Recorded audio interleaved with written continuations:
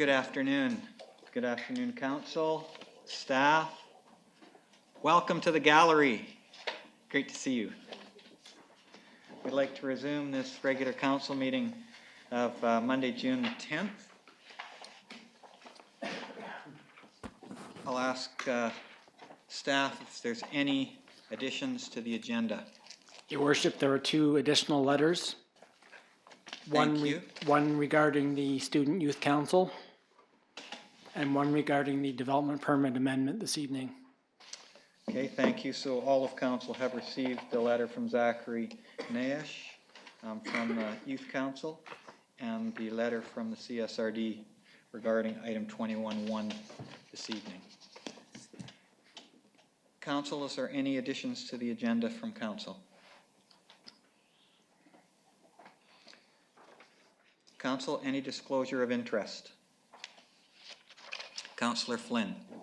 Thank you, Worship. In the evening session, I will again declare a conflict on 21.1. The applicant, that numbered company, happens to be owned by a client. So I will step out for that hearing and in likelihood just not come to the evening session since we have everybody here. Great, thank you. Thank you for communicating that with us. Nothing to do with the Raptors game. Yeah. Any other disclosure of interest? Seeing none, we'll move right into the agenda. Confirmation of minutes, regular council meeting minutes of May 27th. We have a motion. Moved by Councillor Lindgren, seconded by Councillor Cannon, that the regular council meeting minutes of May 27, 2019 be adopted as circulated. Are there any omissions or additions to those minutes? Seeing none, all those in favor? Thank you. We'll move to 6.1, committee reports. The first one is Development Planning Services Committee meeting minutes of June the 3rd. We have a motion. Moved by Councillor Lavery, seconded by Councillor Flynn, that the Development and Planning Services Committee meeting minutes of June 3rd, 2019 be received as information. Any omissions or additions to those minutes? Seeing none, all those in favor? Thank you. 6.2, Traffic and Safety Committee meeting minutes of May 16th, 2019. We have a motion. Moved by Councillor Cannon, seconded by Councillor Eliason, that the Traffic and Safety Committee meeting minutes of May 16, 2019 be received as information. Any questions around those minutes? Okay, I just have one question on item 6D. First of all, I really appreciate receiving these minutes and keeping us up to date on all the things that have been referred to this committee. So 6D is around the crosswalk down by Shishwap Daycare. And on the bottom, last sentence says, the committee notes that a warrant analysis in this location is not complete. There'll be no action taken at this location until the study is complete. Is there a study in progress, or is there something that we need to do to make that study happen? Your Worship, it is in progress. We're working with ICBC to complete that process. Super. Okay, thank you very much. Any other questions around the minutes? All those in favor? Thank you. Item 6.3, Greenways Liaison Committee meeting minutes of May the 9th. We have a motion. Moved by Councillor Lavery, seconded by Councillor Wallace-Richmond, that the Greenways Liaison Committee meeting minutes of May 9, 2019 be received as information.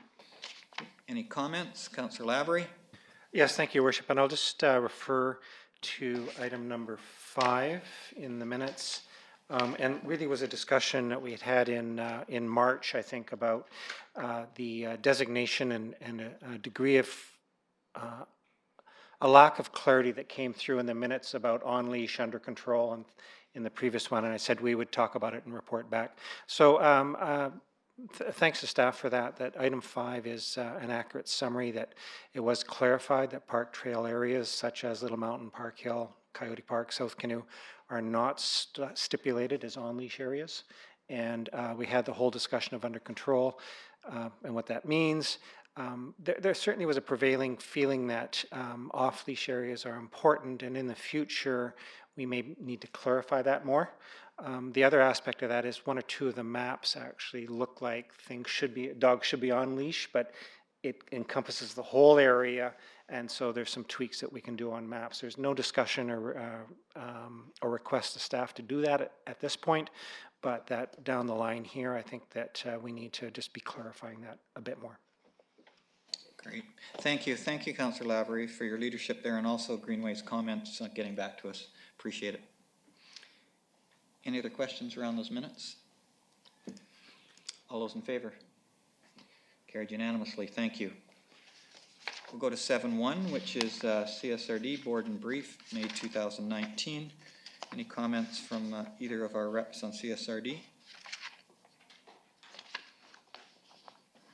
Any questions from council on the written piece? Okay, seeing none, those are just for our information. We'll go to item number 8. 8.1, Director of Engineering and Public Works, Downtown Parking Commission, Downtown Salmon Arm appointment. I need a motion, and I'm wondering, Councillor Eliason, if you'd like to make that as the rep. Thank you very much. Seconder. Thank you, Councillor Wallace-Richmond. Director of Engineering and Public Works. Thank you, Your Worship. So, as you noted in the report, Heather Finn, who's been on the commission for a couple of years now, she is stepping down, and we have a replacement being put forward by Downtown Salmon Arm, and her name is Linda Nielsen. And so we need a motion from council to accept her to be on to the Downtown Parking Commission. Okay. And that was moved by Councillor Eliason, second by Councillor Wallace-Richmond. See no comments. All in favor? Thank you very much. We'll go to 8.2, Director of Corporate Services, Community Child Care Action Plan. There's a proposed motion. If I could have a mover, Councillor Eliason, and seconder, Councillor Lindgren. I'll ask the corporate officer to comment on the process. Thank you, Your Worship. The city was awarded a 2019 Community Child Care Planning Grant of $25,000. And shortly after we were made aware of that award, a Community Child Care Action Group formed, comprised of local stakeholders. And we formulated an RFP, issued it, and received 4 packages from qualified proponents. All of the proponents provided quotes within the $25,000, and the committee got together and selected Urban Matters CCC as the preferred proponent and have made the recommendation that council award the contract. This group has also received a contract from Sycamoose for the exact same work. We have an established relationship with Urban Systems, and they're fairly local. Great, thank you very much. Is there any questions from council? Okay, I'd just like to comment, appreciate the corporate officers' work on this project and also members of the committee. And I certainly will vote in favor of the recommendation because I know those people on that committee are experts in this field. Many of you may have visited Urban Matters at Silga. They had a separate booth there. Yes. All those in favor? Thank you. 8.3, Director of Engineering and Public Works, Zone 4 Pump Station Budget Amendment, VFD Purchase Award. We have a proposed motion. Could I have a mover and a seconder? Councillor Lindgren, Councillor Lavery, thank you. I'll ask the Director of Engineering and Public Works to talk to us about it. Thank you, Worship. So this is an unforeseen expenditure. We had one of our variable frequency drives, which operates our motors and pumps in the Zone 4 pump station. One of them has gone down, and we need to replace it. So as you note, we've been working with All Phase Electric to do the repair. They've got several quotes for new VFD, and we would also like to sole source this work to All Phase, who has done quite an extensive amount of work in our water areas. And the VFD was originally installed in 1999, so it's probably done its job for us. Great, thank you. Council, do you have any questions? Seeing none, I'll call the question. All those in favor? Passes unanimously. Thank you. Item 8.4, Director of Engineering and Public Works, Trans-Canada Highway, Water Main and Sewer Upgrade, 4th Street and 6th Street Northeast Design Engineering Services Award. We have a proposed motion. If I could have a mover and a seconder. Councillor Flynn, Councillor Eliason. I'll ask the Director of Engineering and Public Works to explain this proposal. So, Your Worship, I've attached two small drawings to the report, which show the actual location, the current location of the sewer line and the water line. Both of these lines were installed in the 70s, and they are within the road right-of-way. They're actually underneath the Trans-Canada Highway, so we feel it's probably important that we start thinking about replacing them. The expected life expectancy of these pipes is typically from 20 to 30 years. So we've gone well into that. First of all, is ductile iron water main. We would obviously replace that with PVC, and the sanitary sewer line is Vic clay, as we call it. It's like a ceramic tile clay pipe, which under certain conditions can last a long time, but we just, because of the location, this has been on our priority list for quite a number of years to actually look at another way of relocating it off the Trans-Canada Highway. So this is actually an award for the design, and we're requesting that it go to the low bid, or the low RFP, which was Lawson Engineering. Thank you. Thank you for the explanation. Council, do you have any questions? Okay, so when the work is done, how will that coincide with the highway safety work? Will it coincide with that? Your Worship, the work is just being designed right now, so we will look at some options for the location, the relocation. Most of the work that's being done on the Trans-Canada Highway is surface work, not underground. Okay. So at some point or other, we will have to do some tie-ins to the TCH. But we will, because we know what we're building on the TCH for the safety improvements, we'll try to avoid having to redo any of the work. Okay, so most of that safety work is surface work then, even the moving of the lights? That's correct. Okay, thank you for that information. Any other questions? All those in favor? Passed unanimously, thank you. Move to 8.5. Chief Financial Officer, 2020-2021, RCMP funding, 2020 budget. We have a proposed motion. Could I have a mover and a seconder for that? Councillor Wallace-Richmond, Councillor Lavery, thank you. We'll ask the Chief Financial Officer to explain the motion to us. Thank you, Your Worship. Each year, the Federal Treasury Board requests that the city approve in principle the following fiscal year's budget so they're able to set aside sufficient financial resources for their share of the municipal RCMP contract costs. The budget received for the 2020-2021 year projects an increase of approximately $86,500. It's largely attributed to wages, pensions, training, fuel, furniture, fixtures, and equipment. As discussed in the memo, the budget no longer includes a provision for severance accumulation. This has resulted in savings of approximately $20,000. However, this is now going to be an unbudgeted expense accrual that should be addressed or is recommended to be addressed by the municipality on their own. In addition, retroactive wages have also not been accounted for in the proposed budget. The estimated cost of the retroactive wages for 2019 is $100,700. Staff plan to use any credit adjustments received from E-Division to offset this cost, and any net police savings will be transferred to reserve and reviewed as part of the year-end process, and this is a current practice that we do already. I will mention that the budget estimates include E-Division's estimate of what the wages would be if a contract was in place. So it is anticipated that there will be savings at the end of the fiscal year because they're actually not going to be paying that. So overall, the 2020-2021 budget reflects about a 0.5% increase from 2020 that we received from the last 5-year projections, which is pretty much no change. And as previously noted, approving this does not mean that council endorses the budget, but rather it's used as a planning tool by the federal government. I'd be happy to answer any questions. Great, thank you very much. Questions from council?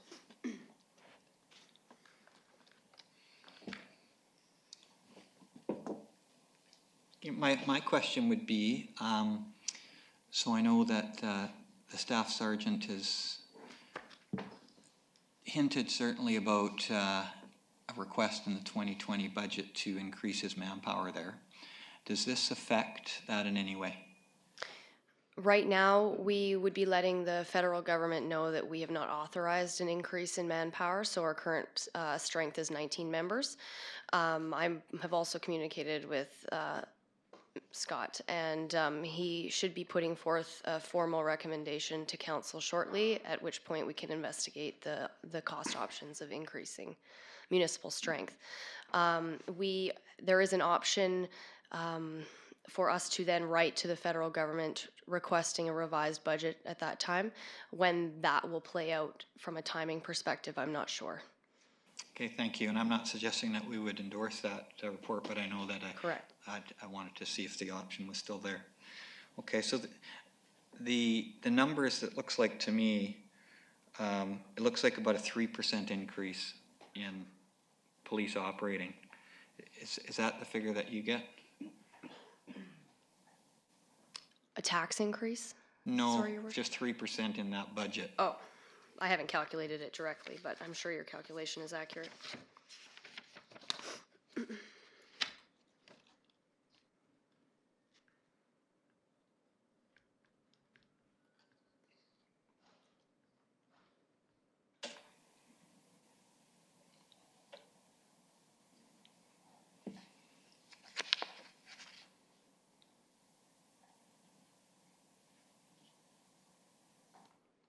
Yes. Yeah, so basically 100,000 over 3 million, so, okay. So without any increase in force size, it'd be 3% increase, about 0.5% tax increase. Yes, Your Worship, sorry, I would just like to add the estimated projected increase in wages that they used in their E-Division's budget was 2.5% for wages, so. I see, okay, so that makes sense. And your recommendation is then any surplus be put into a reserve fund to fund any retroactive monies that may come about as a result of the contract? Yes, Your Worship. Okay, thank you. Councillor Flynn. Yeah, the very last sentence, I just want to make sure I understand that. So, or the very last paragraph, really.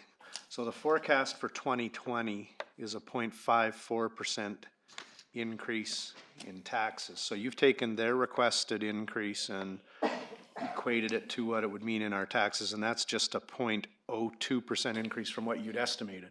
So very minimal change. Just so I'm clear though, in 2021, just the policing budget will have a 1.14% impact on our budget, dropping down to 0.3 the next year. Chief But it Financial seems Officer? the next year after always ends up higher than estimated. Part of that is, if you notice at the top, we put savings aside specifically for the cost of new vehicles into a separate reserve. They're estimated that their vehicle needs are decreasing, so that has an impact cost perspective on the change in those 2 years of numbers, as well as the wages is all I can see. They don't give you a ton of detail for those future years as they do for the current year we're dealing with. Okay. Okay, thank you, and thank you for the very detailed report. And I support if we have money this year that we definitely increase that reserve. Thank you. Councillor Lassen. Yeah, thanks, and I support reserves for this. I know that when we became a city of 15,000 people, we had a reserve to buffer in the higher police costs. I have a feeling that the cannabis revenue won't be going directly towards this. I think our ability to get another provincially funded member is slim to none until Surrey decides what to do. And so I think that any money we can be proactively setting aside for a new contract and new wages will be wise as far as tax implications go for us. Okay, yeah, thank you, councillors. Any other speakers before I call a question? All those in favor? Thank you. We'll move on to item number 8.6, Director of Corporate Services, Seniors Resource Center, Salmon Arm, Society Funding Agreement. We have a proposed motion on the screen. Councillor Eliason's moving it. Seconder, Councillor Cannon, thank you. I'll ask the Corporate Officer to comment on the report. Thank Your Worship. The current funding agreement for the Seniors Resource Center expires at the end of 2019. However, the tenancy agreement between the society and their landlord is expiring quite imminently, and the landlord, upon review of the rents, has initiated an increase, not to what they have determined to be commercial rates, but to raise it towards fair market value. So that increase would be reflected in the 2020 to 2024 rates that you have before you, and it would bring it up to 8%. Or sorry, $8 per square foot. It's currently just over $6 a square foot, and they have indicated that market rates are closer to $13 a square foot. The landlords are agreeable to waiting until 2020 to increase the rents, and the society has also indicated if the landlord is not agreeable, then they could make up the shortfall of $1,400 in the interim. Great, thank you. Question for the corporate officer. Councillor Lindgren. Yeah, my apologies for not asking these questions last week, but could somebody give me a little bit of history about why we fund this and how that, I mean, we don't fund all the societies in town, so why do we fund this one? I can give you a bit of a history, but maybe corporate officer, do you want to go ahead? Yeah. Thank you, through your worship.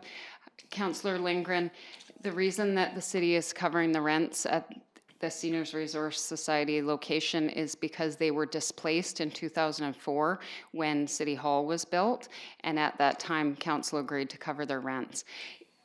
In speaking with the CFO, we have decided that it may be time to discontinue that relationship. It has been 20 years. However, that would be at the will of council. Thank you. Councillor Lindgren, any follow-up questions to that? Okay. Councillor Flynn. Thank you, Worship. Does staff know if the Seniors Resource Center Society is a registered nonprofit? Corporate officer. Thank you, your worship. I believe that they are, but I will confirm that. Yeah, I'll talk to you about this later, but I think there's some discussions we could have with both the landlord and the nonprofit to be mutually beneficial. So. Thank you, Councillor Flynn. Any other questions or comments? Councillor Flynn? Yeah, I guess my question is related to Councillor Lindgren's. What would be the role or the process if council decided to change this? I guess we're authorizing a funding agreement for 5 years with a 2% increase. If we vote in support of this now, I guess our goal or our next time to deal with this would be 2025. Corporate officer? Through your worship, what we would expect to do is give them notice of the intention, if council's agreeable to that, and then potentially maybe decrease the amount of funding in the next cycle or completely stop the funding. They had indicated previously they were looking for other accommodations, but it doesn't sound like that's the case any longer. I did inquire whether they may be interested in amalgamating with the other seniors resource societies, and there doesn't seem to be any appetite for that either. Yeah, there's no question they play a significant role, and I appreciate Councillor Lindgren's question. I think we do need to examine this, but I will vote in support at this time. Thank you. Any other comments? All those in favor? Any opposed? Passed unanimously. Go to 8.7, Director of Engineering and Public Works, Oxic aerator pump, new pump purchase. We have a proposed motion. Thank you, Councillor Eliason. Second, Councillor Lindgren. Last Director of Engineering and Public Works to explain this to us. So, your worship, this is a sole source purchase for a flight pump, and it will essentially provide the replacement of one of the existing 2 aeration pumps in our Oxic zone at the wastewater treatment plant. There is only one supplier in the valley, actually in BC. So, and we utilize flight pumps. If we were to change out the flight pumps, we would have to change the housings and all of the piping works. And that's why these reports come to council for the sole source. We typically use certain types of pumps and motors in our facilities. This is a budgeted item under the capital replacement program for $30,000, so we are within budget. Thank you very much. Any comments from council? I like seeing the picture. I thought you would. Appreciate it, thank you. All those in favor? Carries unanimously. Okay, we're into section 10, reconsideration of bylaws. We have a number of them today. Starting out with number 1, City of Salmon checkout shopping bag regulation bylaw. Number 4297, final reading. I would move that motion if there is a seconder. I will second. Thank you, Councillor Eliason. I'll just briefly speak to the motion. And I'm just speaking now about process, really. I think the process that we followed has been very thorough. And I'll just go over it with you. So, in 2018, I went to the FCM in Halifax. And that's where this idea came. Because, as you know, at the FCM, there's a number of workshops, and there was also some tours. And I talked to a lot of councillors from across Canada, and especially from places like Victoria and Prince Edward Island that were doing a lot of work in this area. So we refined the idea and researched through summer of 2018, and as you know, in the fall of 2018, during the election campaign, it was a discussed item. December the 10th, this council directed staff to draft a report and a draft bylaw. In February 2019, council reviewed the report, the bylaw, and the engagement process. And the engagement process began. And that continued through March and April and in May as well. In April, the staff report to council updated us on what the process was and how we were progressing. We had a public input session at the council meeting on April the 23rd. First and second reading of the bylaw took place on May 13th, and we had a public hearing on the 27th of May. So here we are on June the 10th for final reading and adoption. I'm not going to go through the bylaw because I know you're all very familiar with it, but I would suggest that in some ways we're on the leading edge here, and I think what we're going to see is we're going to see other municipalities, maybe even higher levels of government, follow this lead. But you do not get places unless you start somewhere. And so I think we have an opportunity to do final reading today. And while whenever you're on the leading edge, there's always things you have to iron out, I'm very confident we can work through them. Any other comments from council? Councillor Cannon. Thank you, Your Worship. I think this is exciting for our council to be on the leading edge of this, and I think our public hearing that we had in regards to this, that this is just the beginning. And we heard an announcement today from the feds about single-use plastics, and I think this is just the beginning. So it's exciting to be a part of this, and I'm sure we're going to see a lot of municipalities follow down the valley, so it's exciting. Thank you, Councillor Cannon. Councillor Flynn. Thank you, Worship. And I do want to say, first of all, I will vote in favor. And I do want to thank you for your leadership and following through on what was at the time a campaign promise. And in hindsight after the meeting, and you had answered numerous questions I had with regards to compostable and some other issues, I thought I probably could have asked you those questions before the meeting or on my own, but in hindsight, I think it was right to ask them where I did in the meeting and allow people to hear your answers in the public hearing process. And obviously, they were very compelling and positive answers that helped me make what I what we know was a unanimous decision at the time. So thank you for your leadership.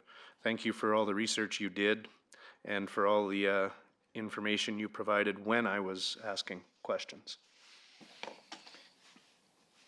Thank you, Councillor Flynn, and I think that's what it's all about. We work together and questions are good.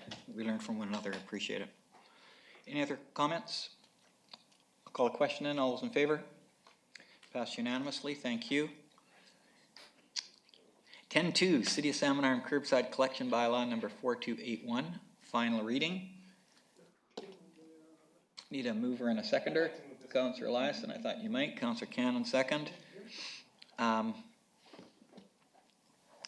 I negated to go to staff last time, sorry staff, but I'll go to staff this time. Director of Engineering and Public Works or Director of Development Services? Your Worship, I really don't have anything to add. It's essentially July 1st will be the new collection program, and these are the bylaws that are able to us to move forward with our program. Okay, thank you very much. Councillor Lindgren. Yeah, just a question. I'm really happy about this. I think this is a fantastic initiative. I'm behind it all the way. I just wanted to ask, I saw a comment on social media about how this was going to cost so much more. And I wanted to clarify, I looked at my taxes and it said it was $101 for the current program, and I think in the new one it says it's $101. So is the price the same? Or is there an additional cost for this? Director of Engineering and Public Works. Your Worship, we've managed to keep the cost virtually the same for the residents. There is an increase to the cost of the contract because of the hauling of the new food waste program. So there is an increase, but not to the citizens. Yeah, that's what I thought. Thanks. Thank you, Councillor Lindgren. That's a good piece of information for everyone to have. Yeah. Councillor Flynn. Yes, thank you, Worship. And I just want to make sure with staff and the CAO, this is about the program in general and not about awarding the contract or anything else. There's no vote on who gets the contract, is that correct? That's correct. Okay, thank you. Then I will very much vote in support of this. Thanks staff for all their time. I'll begrudgingly thank Councillor Eliason for starting this process years ago with us dinosaurs here at the table, kicking and screaming. So this is just one more step in a very positive program. And back to cost and Councillor Lindgren's question, I read the same media. I actually contacted the person who was making some of those comments and tried to educate and make it clear that yes, the overall cost has gone up because there's way more being done, but the per house cost is not. And to add this component at no increased cost is pretty significant. I'd also be remiss if I didn't thank CSRD representative here. That's one of the people in charge of the solid waste plan that's worked with staff to help make all of this happen too. So everybody needs to be commended, and yes, Chad, you started the Councillor Eliason, you started the process years ago, and this is just one more step. So thank you to everybody. Thank you, Councillor Eliason. Feels good. I think I said in 2005 that I don't want to be on the council that has to approve a new garbage dump. It's coming up, so. This stuff doesn't happen without staff. We have all of these great ideas, and then we do a little bit of work, and then staff does all of the work to make those ideas, and crazy as they may sound at the time, make them happen. So I take no credit for this other than to get the big ball rolling, and staff took it to where it is now. So this one's all on them, and it's just a good service for our community. So thank you for everyone for all your work. Thank you, Councillor Eliason, and thank you for your leadership in this area. Any other comments from councillors? I'd just like to make a couple of comments, actually. First of all, staff has really, I think, gone beyond as far as process goes. And again, process is often more important than the actual topic you're trying to go through. Everyone in the community is aware that this is happening. And there is questions out there, which is great. People are asking them. This is related to the plastic bag ban. I mean, we are nudging people. We're nudging everyone because we're moving from weekly garbage pickup to bi-weekly garbage pickup. And this is going to be challenging for some people. At the same time, we're educating them that your organics don't go in your garbage bag. Now they go in the compost. And so there's a trade-off there, but it's going to be challenging, especially for larger families, to meet that. And I know staff has some solutions for them. In some cases, it means buying extra stickers. But my guess is that this nudge is going to result in a much lower amount of garbage going to the landfill. And that's what we have to do.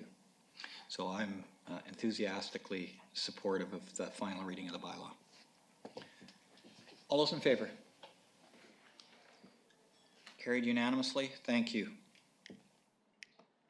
All right. Item 3, which is related, City of Salmon Arm Fee for Service Amendment, Curbside Collection Bylaw number 4339, final reading. Need a mover and a seconder. Thank you, Councillor Cannon. Thank you, Councillor Wallace-Richmond. Ask the Director of Engineering Public Works if he has anything he wants to add to this. Again, Your Worship, this is to implement the fees so that we can actually charge for the service. So. Thank you. Any questions from Council?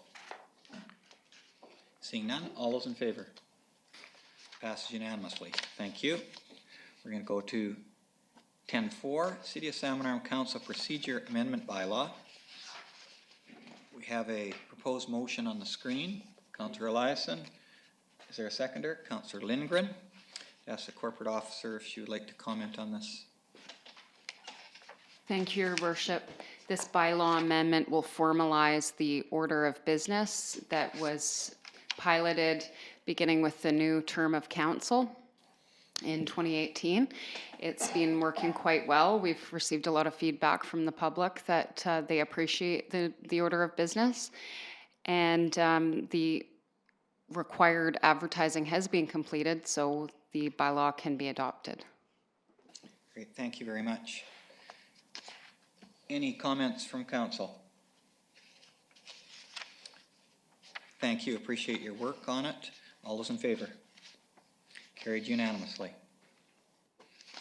Item 10.5, Fishit Community Plan Amendment Bylaw number 4263. Columbia Shuswap Regional District, Lawson Engineering Development Services Limited, 2750 40th Street Southeast. This is second reading. I have a mover for this motion. Councillor Eliason, Councillor Cannon. In this case, I think I'd like the CEO to read the motion before we have the report, if you would, please. Moved by Councillor Eliason, seconded by Councillor Cannon, that the bylaw entitled OCP Amendment Bylaw number 4263 be read a second time, and that pursuant to Section 475 of the Local Government Act, Council has considered this OCP amendment after appropriate consultation with affected organizations and authorities, and that subsequent to first reading and prior to second reading and pursuant to Section 477 of the Local Government Act, Council has considered the proposed OCP amendment in conjunction with the financial plans of the city, the liquid waste management plan of the city, the solid waste policies, and the solid waste management agreement between the city and the CSRD, the CSRD's amended 2018 solid waste management plan, and confirmation of any necessary approvals and/or permits required by the province and any contaminated sites regulation requirements. Thank you very much. Director of Development Services, if you would talk to us about this proposal, please. Thank you, Worship. This official community plan amendment bylaw was first brought to council in April of last year, and it applies to specifically the property at 2750 40th Street Southeast, formerly a property owned by Mounts Construction and recently sold to the CSRD, Columbia Shuswap Regional District. The application was made by the CSRD and Lawson Development and Engineering Services Limited. Again, the owner is no longer Mounts Construction, it is now the CSRD.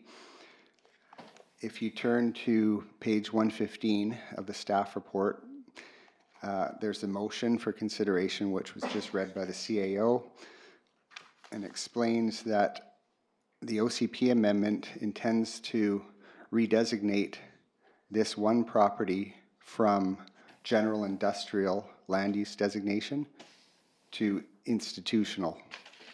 and the institutional designation in the OCP is necessary to support the proposed P4, the new P4 waste management zone, which was created by staff in consultation with CSRD staff and Lawson Engineering.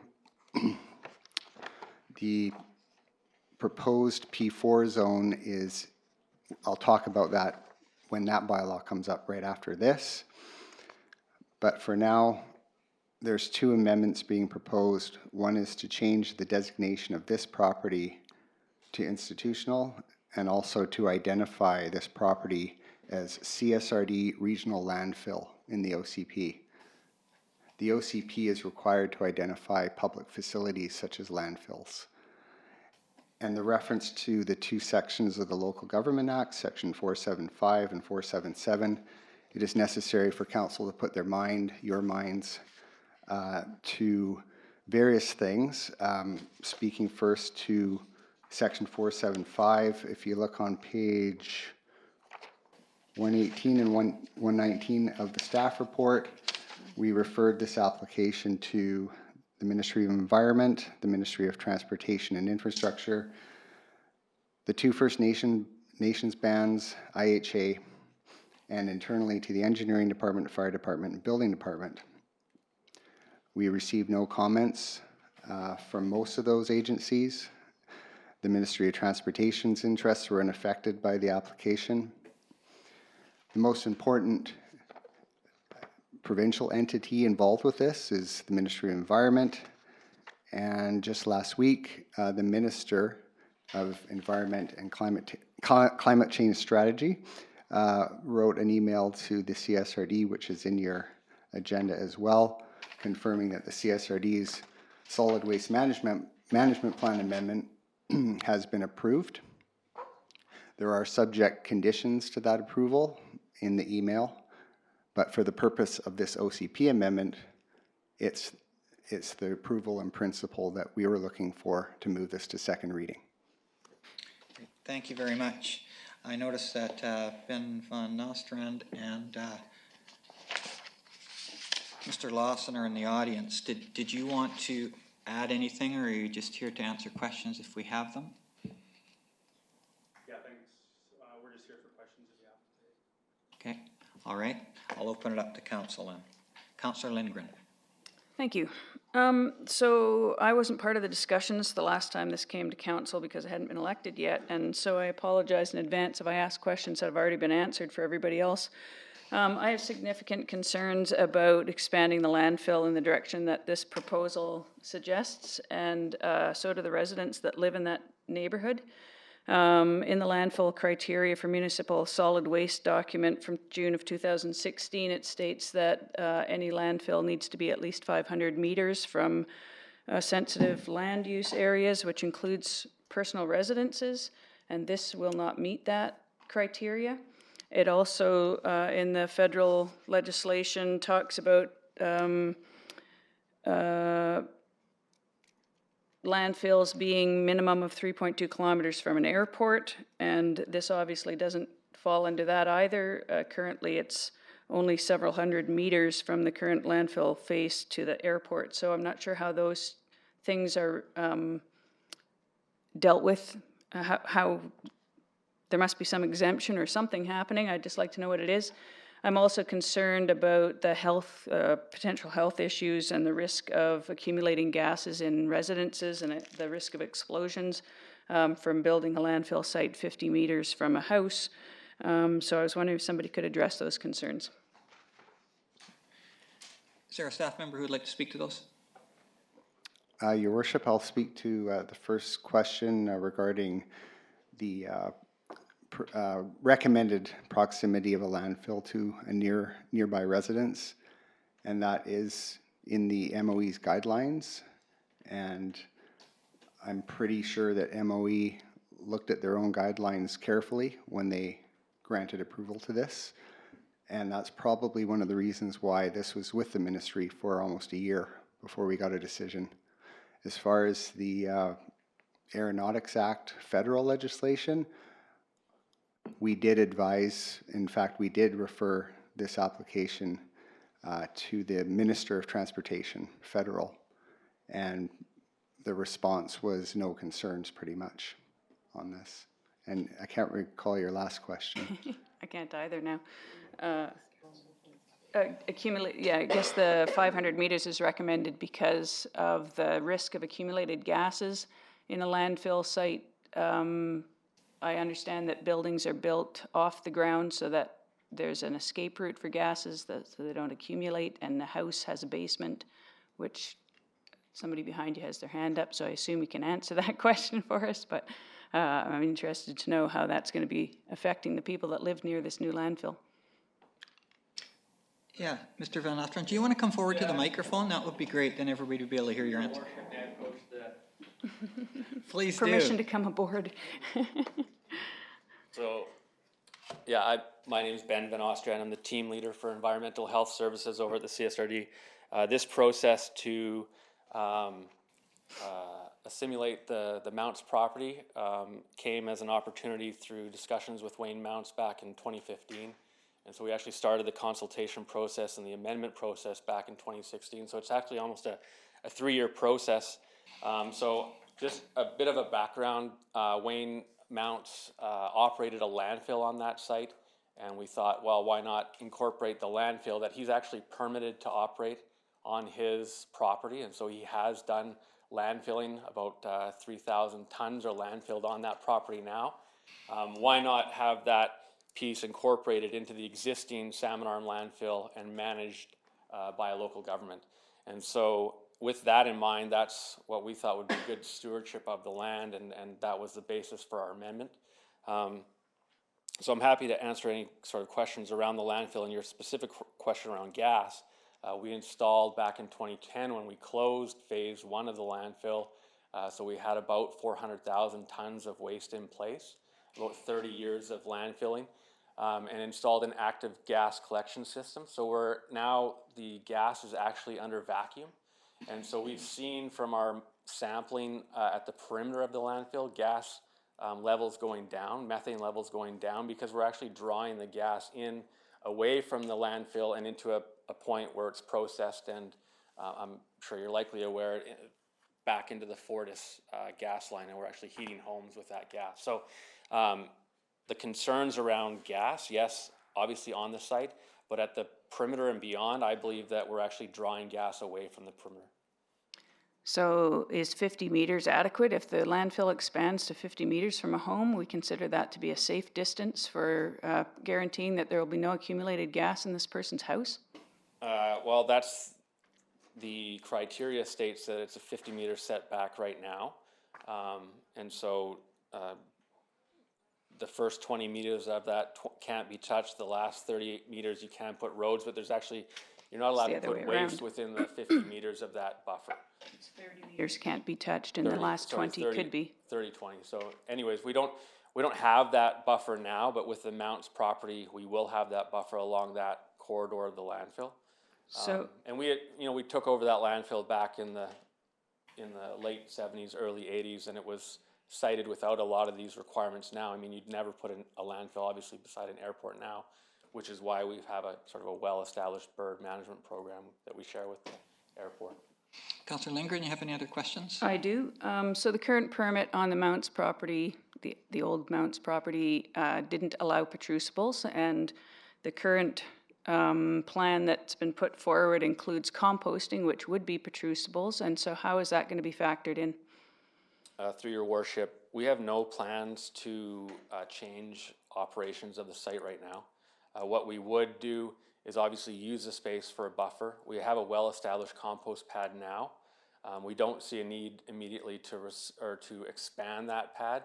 What we are looking for potentially is to create a new access to the landfill down the road. Maybe move some of the existing programs where we manage asphalt shingles and concrete, wood waste, moving that over to the Mounts property, maybe to create more space and time. But as it stands now, we have approximately 40 years left of landfill just within our existing footprint. This is really a long-range sort of property securement, so that whoever follows my footsteps doesn't have to sort of find a new space for a landfill or whatever that may be in that time. And I think that the ministry had those same concerns, and they've actually spelled out in their email of the approval, the requirement to do a review of the entire solid waste management plan prior to 2028. At that time, I think we'd have better sort of plans and designs on where we're going and whether or not we need that property. But as I've stated to the ministry, and I'll state again, we have no sort of immediate 10, 20 years to landfill that on that property. It's more of a resource down the road. Okay, thank you. I'm concerned about the number of maybes that just came up in that, and I don't think that I'd be comfortable voting in favor of this when we don't have a clear idea of what that land's going to be used for, short-term or long-term, by the sounds of it. Thank you. Councillor Flynn. Thank you, Worship. I am very happy that we just voted for first reading and forwarded this to the Ministry of Environment. I have been at the CSRD table. I know, and you talked earlier about other issues where there's significant process, and process is the key. To me, process has been followed to a T, and it's been a lengthy, detailed process. And the next part of this process, if we are going to rezone, is to have a public hearing and get input and have staff provide reports and all of that stuff. I am extremely comfortable with moving this forward. And I also think that, as Mr. Van Nostrand stated, the fact it took Ministry of Environment over a year to do their job and come forward with support means that they've followed a significant process. And I am very familiar with the process that's happened already, the information that's been provided, the changes to the solid waste plan that took regional input. And I did also read with interest the Ministry of Environment's concerns. And they've made them very clear that there's more process to be followed. I would suggest long-term, this will end up being buffer and perhaps recycling, and honestly, it buys the region and our community some flexibility. I can't imagine trying to recite a new dump anywhere in our community or anywhere in the regional district. So the fact that there is a dump with 40 years left, it's a state-of-the-art dump, it has recycling, it has limited space. To me, this is just a prudent, smart decision by the CSRD to purchase this, and it would be, I will vote in support to move it forward because of all the work that's been done and because it makes sense. So I think there's significant opportunity between now and any public hearing for any members of council who want to go meet with Mr. Van Nostrand, meet with regional district staff, read all the reports, read what was submitted to the Ministry of Environment, and get up to speed on why our dump is grandfathered and all of those things. But to me, this makes complete sense, and I will vote to move it forward. Thank you, Councillor Flynn. Any other councillors wish to speak to this item? Councillor Lindgren? If nobody else is going to, I just have a couple more questions.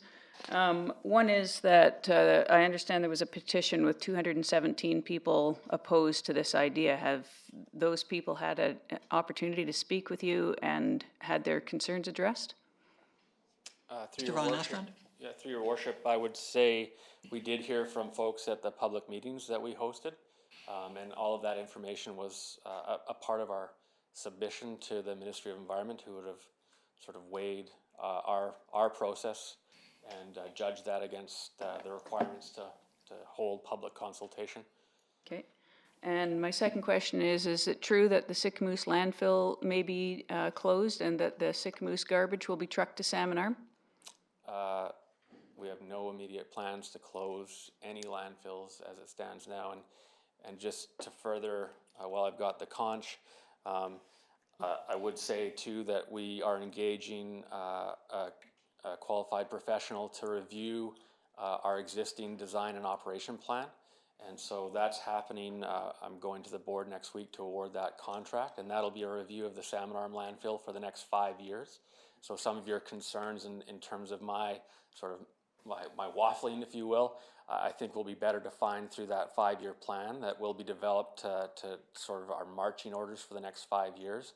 And with that, we will be addressing one of the other concerns that the ministry had is doing a conformance review with the existing criteria. And so all of that will be part and parcel of the review that we're carrying out this summer and will be submitted to the Ministry of Environment. Okay, last question. Is it possible, is it within our purvey to restrict what kind of activity happens on that land if we move forward with this? I'll ask the Chief Administrative Officer or the Director of Development Services that question about...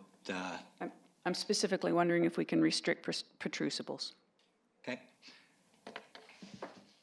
Your worship, restrict what? Anything that rots and leaches into the ground. So construction garbage is one thing when you're throwing away steel and rock and gravel and wood. However, compostables are a whole different matter. So the way that the zoning, proposed P4 zone is set up is that it would permit what you just described there. And so that activity would be permitted in the proposed P4 zone. So my question is it within our ability to remove that one piece from the bylaw or from the, is this a bylaw? OCP amendment. Director of Development Services?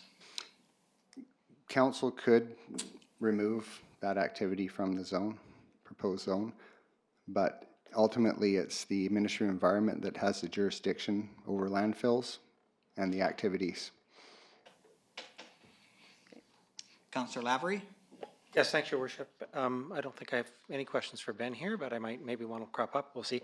I just wanted, similar to what others have said, I think that there's recognition that this has been a wide-ranging approach to public consultation. That doesn't mean that people agree. I think the incidence of opportunities for input, whether folks are in favor or against, especially with the local residents here, there's been lots of opportunities. There will be more opportunities as we go through to third reading and a hearing on that. My participation in there certainly was as an alternate with the CSRD at times at that table, reading the material that's gone through the CSRD. We have had volumes of material already sent to this previous council, and I'm sure we'll hear more from it. So I think that I'm pretty comfortable about the consultation process. I'll save my comments after the hearing, but I would note actually that in the middle of the Salmon Arm consultation process, which was very well attended, the very same questions and themes came available, but that the alternatives, so this is an opportunity to acquire some land, to provide options in the future, but the alternatives to say, let's truck it somewhere else is, when I frame this issue, is not an alternative either. I think that we need to be able to plan for the future and to look after what we generate. And so in a general lens on this, I think this does present options for that. And as I mentioned, I'll vote in favor of moving this forward. Thank you. Any other comments or questions from council? Could I just ask the CAO, if this motion passes, and we have two more related to it that are zoning, when would you anticipate the public hearing happening?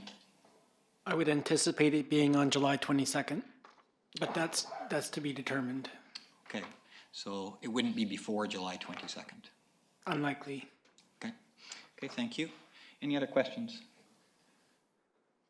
Okay, so I'd remind council that what we're voting on today is whether to go to second reading, which is public hearing on this OCP plan amendment.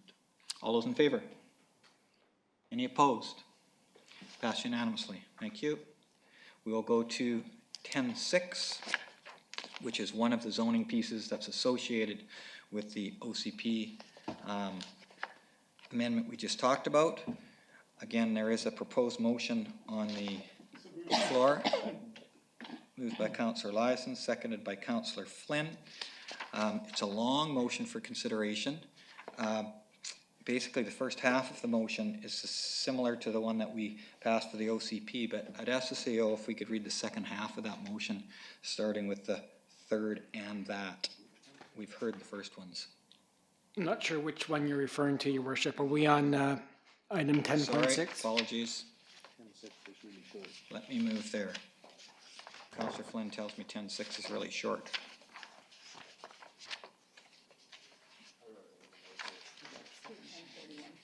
Thank you. Let's read the whole thing. Administrative Officer, please. 10.5 or 10.6? We are on 10.6. It's moved by Councillor Eliason, seconded by Councillor Flynn, that the bylaw entitled Zoning Amendment Bylaw number 4264 be read a second time. That was a lot quicker than I thought. Thank you very much. I'll ask the Director of Development Services to explain the zoning amendment. So, Your Worship, if we could just go back to page 122, the ortho map, showing two properties. Actually, that's a good one there. The larger property is the existing CSRD landfill located at 4290 20th Avenue Southeast. And the smaller one in green is the property we just discussed at 2750 40th Street Southeast. And the green property is zoned A2, Rural Holding Zone, and the dark blue property is zone P2, Airport Zone. We don't have a zone in the city that allows landfills. The existing landfill has been there for a long time, and it is a non-conforming use. So there can be no expansion of the landfill with our zoning bylaw. That is why we created this P4 zone, a waste management zone, and it's built on, basically refers to Ministry of Environment rules and regulations for just about every aspect of the operation. And if you read through the P4 zone, it's relatively simple. It's only a couple of pages, and the definitions are all consistent with Ministry of Environment regulations. And that's what's being proposed for these two properties. Thank you very much. I'll ask Council if they have any questions around this rezoning piece. Councillor Lindgren. Thanks. Just a concern about the other A2 properties. There are some properties around this one that are growing, is it berries, I think? How will this affect the agricultural activities that are going on there currently? Director of Development Services, I'm not sure if you can address that, but I'll give you the opportunity. I'm not able to address that. I don't know what impact the proposed use would have. What I can tell you is the berry farm on the property to the north, that property is designated for general industrial use in the OCP. Thank you. Councillor Lindgren, do you have other questions? I guess my concern is that the, not current, I guess, but past owner Mounts Construction, I believe, was fined for contaminating the site, and some of that was contaminating groundwater, which then in turn may affect the berry growing operation next door. And I'm wondering if we're going to compound that with this new proposal, or how that's going to work. Okay, I hear your concern there. Do you have any other comments or questions you'd like to make at this time? No. Other councillors, do you wish to speak to this proposed second reading? Okay, I see none. I'll just remind council that this again is associated with the OCP item we just dealt with, and it's proposed to move to second reading. The public hearings for the rezonings would be on the same evening as the OCP public hearings, if this goes forward. I see no further speakers. All those in favor? Any opposed? Carried unanimously. We'll move to 9.7. 10.7. I'm struggling here. Okay, 10.7. Thank you, Councillor Eliason. Councillor Cannon, second. Of the CEO, read this motion, please. Moved by Councillor Eliason, seconded by Councillor Cannon, that the bylaw entitled Zoning Amendment Bylaw number 4265 be read a second time. Thank you. Director of Development Services. Your Worship, this is proposing to rezone the Mounts property at 2750 40th Street Southeast from A2 to P4. Thank you. Specific questions about this, the rezoning of this specific property? Any comments or questions from council? Councillor Lindgren. Can I just clarify that each of these is strictly voting to move this forward to a public hearing? Yes, this is second reading, so what we're doing by voting in favor is we're saying we want to move forward to public hearing, which will be asked after public hearing whether we want to authorize third and fourth reading. Staff want to add anything to that answer? Okay. Any other questions from council? All those in favor? Thank you. Passed unanimously. Right, we're into item number 11, which is informational correspondence. I see that we have Dan with us. Dan, it's always great to have you at council. Good to see you. Your item is under informational correspondence, and so I'm wondering if it might be appropriate to bring that one up on the screen first, which is item number 5.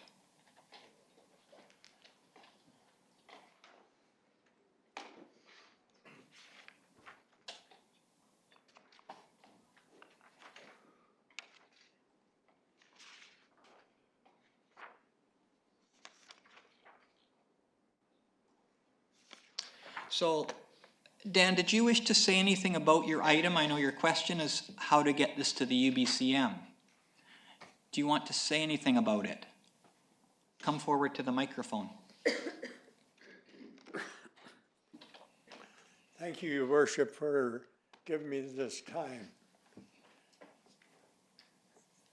All I'd like to say is that I'm anxious that this proposal go forward to the UBCM in a time that's going to arrive on the agenda for their regular meeting in September coming up. Okay, I understand. I will ask my experts up here about it. Could I ask Councillor Eliason or Councillor Lavery maybe are more knowledgeable about this kind of thing than me? Staff may also know.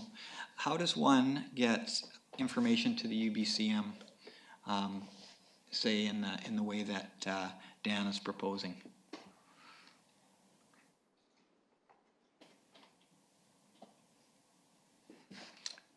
Councillor Eliason, can you help me? Yeah. So generally what would happen is if there was an urgent or pressing issue we raised, we would we'd make a motion and submit that motion to the Union of British Columbia Municipalities. To me, this looks more like a presentation. Is that accurate?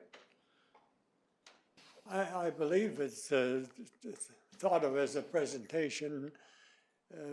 What we thought would be helpful would be to have the council underwrite or support what it is we're trying to do, and that is to raise the awareness with regard to the loss of hearing so that we can be all included in this community. And a prime example is this Oris Loop, and I'd like to say thanks right at the moment. I have my Oris Loop clicked on. I hear every word each one of you are saying right in my audio canal. And so to be included is very important. And what we've been doing through the moving forward together, we have been, well, first of all, the UBCM is the ones that are starting this 5 years ago when they were talking about community to community. And now had the protocol signed just a week ago, September 25th rather, and your first meeting just the other day. And so we're all working on the same page.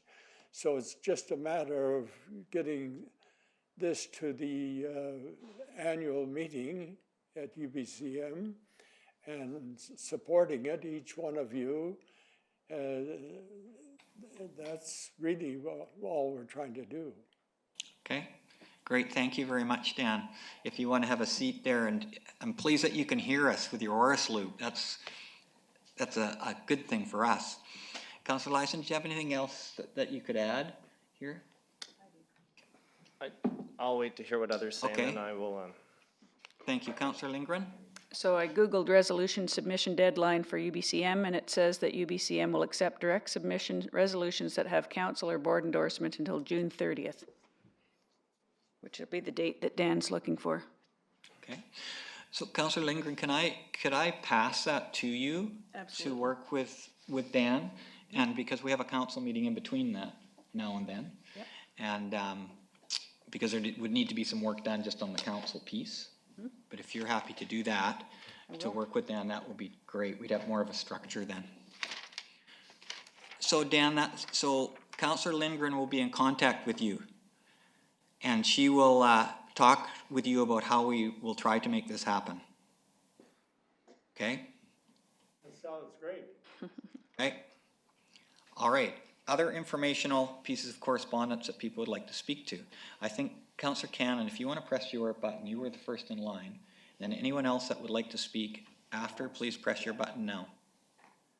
Councillor Cannon. Thank you, Your Worship. What was number 4? So number 4,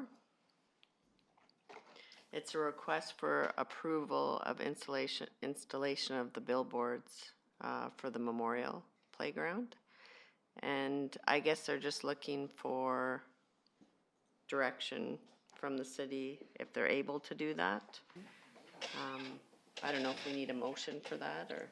Let's just check with the Director of Engineering and Public Works. Yes, you'd like a motion? Would you like to make that motion? Okay, I'd like to support that. I think I mean, you just look at all the different people that helped make that playground happen. I think it would be good to have that billboard up there. So I'll make the motion. Thank you. Second, Councillor Flynn. Any discussion around the motion? All those in favor?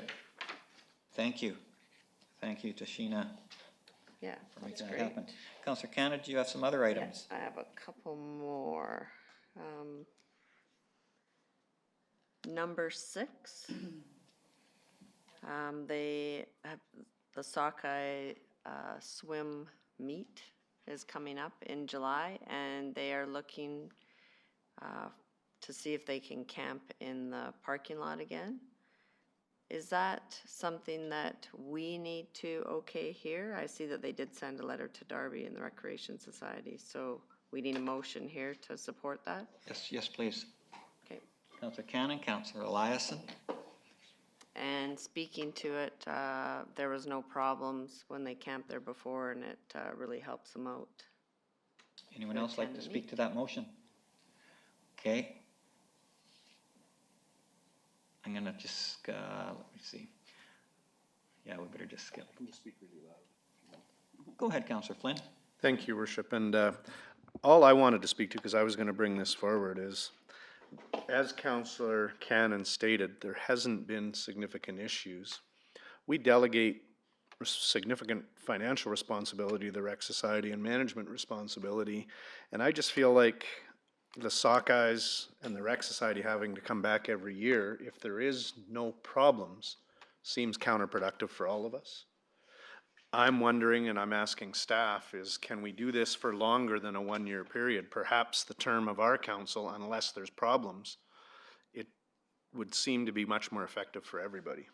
Let's just check with staff and see. Director of Engineering and Public Works, are you the one to ask that question? Your Worship, it's just camping on city property, so it needs to be approved by council. How council chooses to do that, it's up to council. Okay, so we could do it for multiple years if we wished. I gather so. Okay. Can we deal with this today's stuff or this let's coming deal with year, and we can today's, always but talk about it more? Yeah, thanks. Okay. Anyone else want to speak to this particular motion? Councillor Lavery, I'm skipping over people, so Councillor Lavery, go ahead. Yeah, thank you, Honor. Thank you, Worship. Thank you, Worship. And I'll be really quick. I certainly support this, and I think I'd be interested in how we can delegate that. But in the last council, this came about because of issues with other user groups as well and camping. And so I think that we need to keep that overall concern in mind. The Rec Society has done a great job in terms of delineating where they can camp and having people responsible for the campers and stuff like that. So I think that, I mean, this is probably taking more time than we need to do it, but it's not a lot of time. And I'd almost default to us rubber stamping that because we're supposed to do that because it then gives the Rec Society more leverage, I think, in some of those discussions. Thank you, Councillor Lavery. Anyone else wish to comment on the motion? Yeah. I think it is worth talking about multiple years. The other good piece about having to apply every year is it just ups the awareness, right, on everyone's part. So we can certainly talk about it some more. But for this motion, for this year, all those in favor? Thank you. Councillor Canada, did you have any more items? I have a couple more. Do you want to press your button one more time for me, please?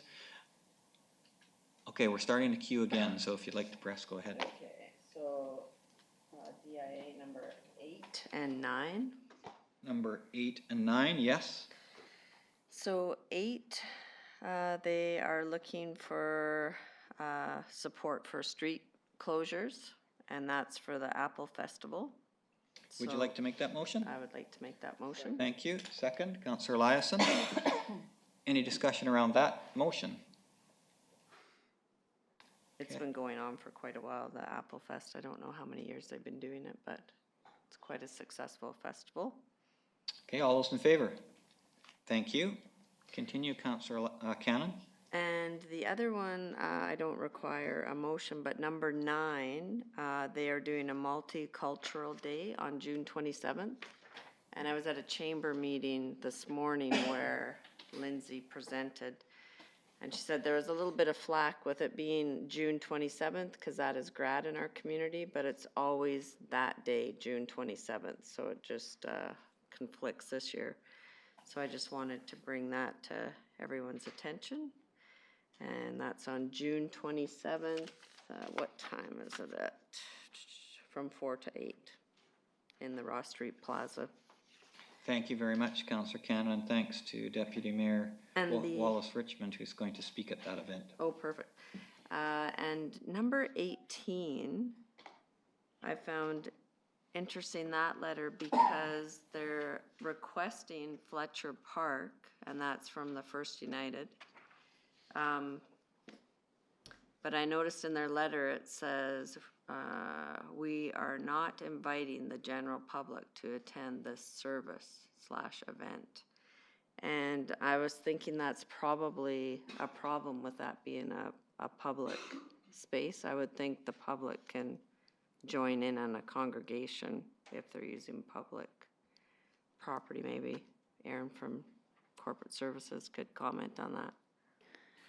Director of Corporate Services? Through your worship, I did note that in the letter. However, I believe that if the general public happened to show up and join the service, they wouldn't turn them away. Okay. And being that it is a public park, I think that that's the intent, that any large events hosted on public property would be open to the public. Yeah. So Thank you. I would like to support this, but maybe perhaps if I have support of the rest of council, we could just add that in the letter that the public, we have no way to keep the public from joining in. So your motion would be to authorize the use by the United Church and that the public would have access. Yeah. Okay, is there a We second? wouldn't have the ability to keep the public not there. Is there a seconder to the motion? Councillor Lindgren. Councillor Canada, do you wish to speak further to the motion? No. Others want to speak to the motion. Councillor Lyson, did you want to speak to the motion? Charge? I won't press my button. Okay, I'll ask the corporate officer. Is there a rental charge? Thank you, Your Worship. No, Fletcher's Park isn't a rentable space and is not cared for through the Recreation Society's booking process. Thank you. Thank you for the question. Councillor Lyson, did you wish to speak to the motion at all? No. Okay, your name's up next. That's why I'm asking. Yeah, I want to talk about a bunch of other ones. Okay, I'll come back to you. Councillor Lavery, did you want to speak to the motion? I do. Okay, let me skip to you. Councillor Eliason, if you press your button again, that would be good. Thank you, Your Worship, and I know there's a number of requests here, and we've had them in the past, and I don't know how my comments are going to not sound grinchy here. You know, it's really, our public parks are open, they're public places, people need to gather and stuff like that, but I do think we've struggled, and we haven't been, I would argue, consistent over the time. I'm not arguing for us. I think by next season, we should come up with some guidelines and at least have them on a website, a web space to agreed upon approaches to this. This was completely coincidental, but on Sunday morning I came down here because I needed to pick up my agenda and stuff like that, and came in, and it happened to be about 10:30. It wasn't a planned event. There were 25 families and kids out in Fletcher Park here, and so it was an opportunity. It hit me as I was getting out of the car, and I think this is a situation, and I absolutely support the initiatives and of faith-based groups and the contributions that they give to the community, and in particular this applicant as well. But I think 75 people is out of context for the size of Fletcher Park for what I saw going on at 10:30 in the morning with kids running around and stuff like that. I think that, to me, this is the size of a park that doesn't fit what's being proposed. I fully get that it's important. It's right across from their church and an outdoor event, but 75 people on top of another 25 who are there for the water park and the slides and things like that, I don't believe fits the space. And I think it does have a way of overpowering a smaller public park. And I will take the heat for this. I am sure I will hear about it. But this is a purely contextual position that I'm taking, and I will not vote in favor. Thank you, Councillor Lavery. Councillor Flynn, did you wish to speak to this motion? Councillor Flynn. Yeah, I don't want Councillor Lavery to be the only Grinch, but Councillor Eliason's question about will they pay for it? My comments are more along the lines of complete support for Councillor Lavery in stating that we need to look at this and come up with a policy. I agree, and the way the letter requesting this is worded makes it almost sound like the public will be told they can't be there. And that really concerns me. And I will vote against this as well, because I think we need to come up with a policy. And I think the way I see this is it's virtually like a wedding, using Fletcher Park, probably 75 seats set up in Fletcher Park. And I'm not sure we've had that happen before, and especially something that says it's not for the public. So I think we do need to establish a policy for sometime in the near future. Just one more job for staff, but there's no consistency. You have to rent the band shell down at Marine Peace Park. We've restricted certain uses at Marine Peace Park. Everybody's always been concerned about it being a public access, and yet we're saying there's no policy in Fletcher Park, and perhaps there's no policy in other parks. And I think we need to talk about policy and be consistent. And this, to me, is not an appropriate use of Fletcher Park. Thank you. Councillor Wallace-Richmond. Thanks, Your Worship. We're back to the conversation about paying for exclusivity. If they would like exclusivity, they should rent a facility that's appropriate for an event of this kind, Marine Peace Park or Blackburn Park. There's a process in place to my mind, and I wouldn't support voting for this. They can also go to Canoe Beach, as other congregations do, and they don't need to make any booking for that. Thank you. Any other speakers to the motion before we call the question? Councillor Cannon. When I brought this up, I did point out the wording in there that I had issues with. So if this does pass, I would only agree if we looked at the wording at that and brought it to their attention if it does pass. And I think the other thing is Fletcher Park, the proximity of where it is right across the road from this congregation. So that's, I think, why they picked Fletcher Park, so. Thank you. Councillor Eliason. No, I was just getting in the lineup. I thought we were going to call it. All right. I will call the question then. All those in favor? Opposed? Councillor Lavery, Councillor Wallace-Richmond, Councillor Flynn, Councillor Eliason opposed. The motion fails. Councillor Eliason, you're at the top of the queue now. Go. Sorry, press your button one more time. I got it. Number 7, I'd like to direct staff to work with Rotary to use the Rotary Peace Park for either one of those times for their event. Was Rotary who helped build that park. They'd like to reinstall their new sign, and I think we should support it. Okay, thank you, Councillor Eliason. If you, the time they would like is actually June the 20th, the Thursday, starting at 5 p.m. if you don't mind including that in your motion. Or Sunday, 23rd from 2. Yeah, but they would rather have the other one. I would direct staff to work with either time. Okay. Seconded by Councillor Flynn. Can I just ask staff, Director of Engineering and Public Works? Your worship, they've contacted us and they've asked for the date that you had recommended. Okay, perfect.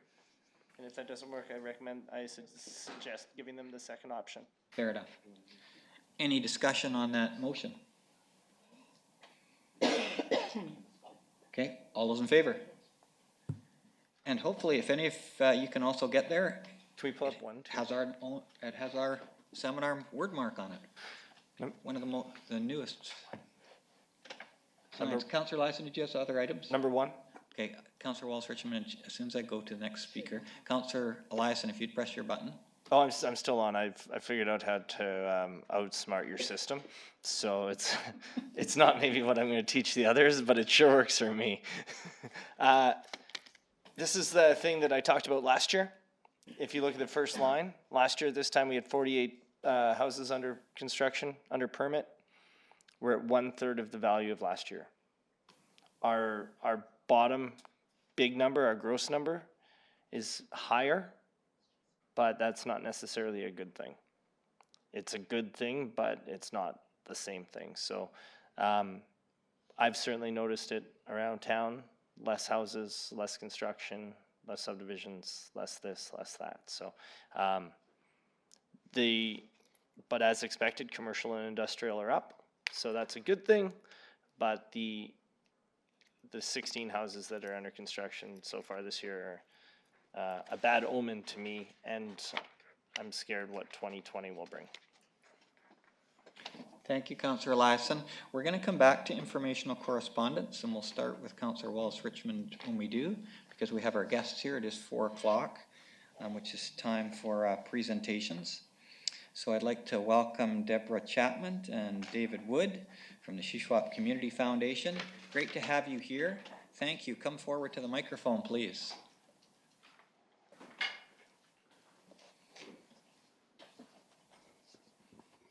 Welcome.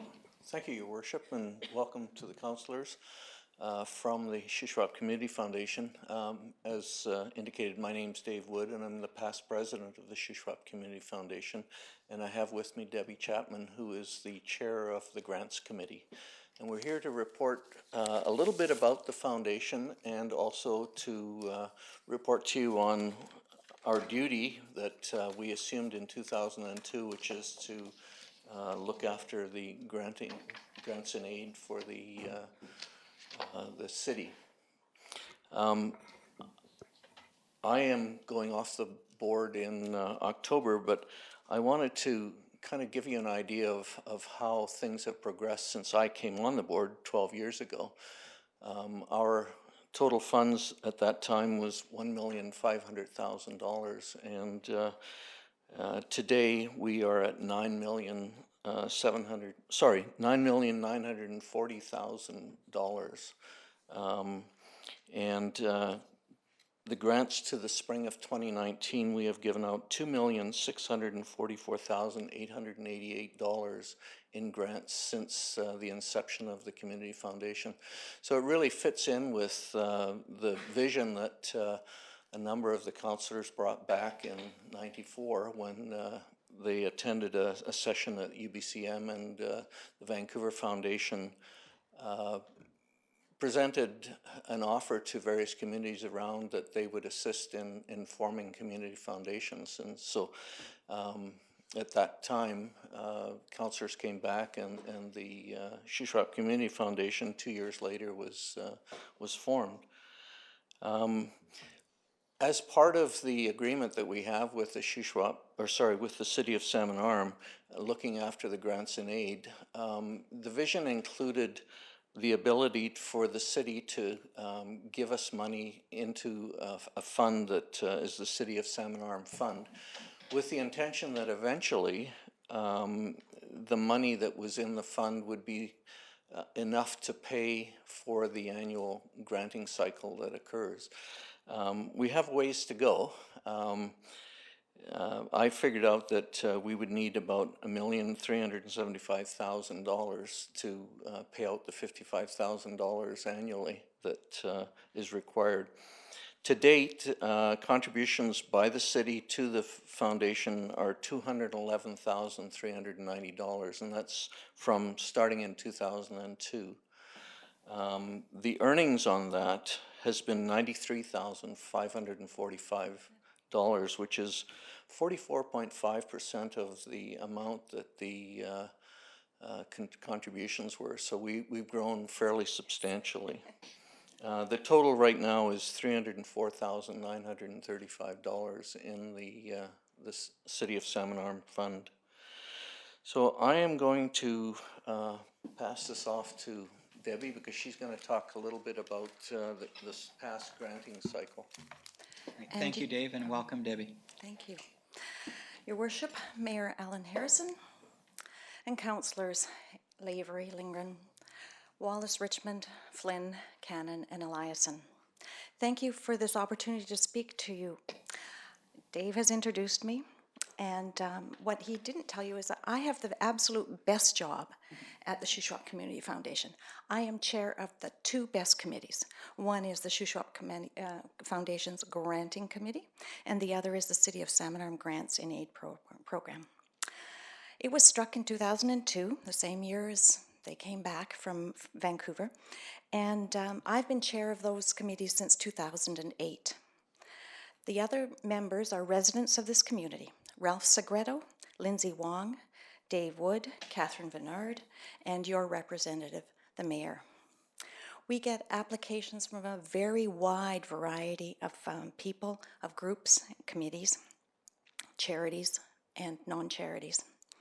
The competition is stiff, and it's always oversubscribed. In January, we had requests for funding in the amount of $102,433.65. We had $54,625 to give out. My committee carefully reviews all the applications and then tests them against the guidelines that you have provided. And where it's needed, we give feedback to the groups that are asking for funding. Very few organizations got what they asked for this year, but we were able to grant 21 groups funding. And your Grants and Aid program supports a variety of people. It supports children, writers, potters, literacy, and performing arts. It allows us to celebrate with our graduates as they finish their studies.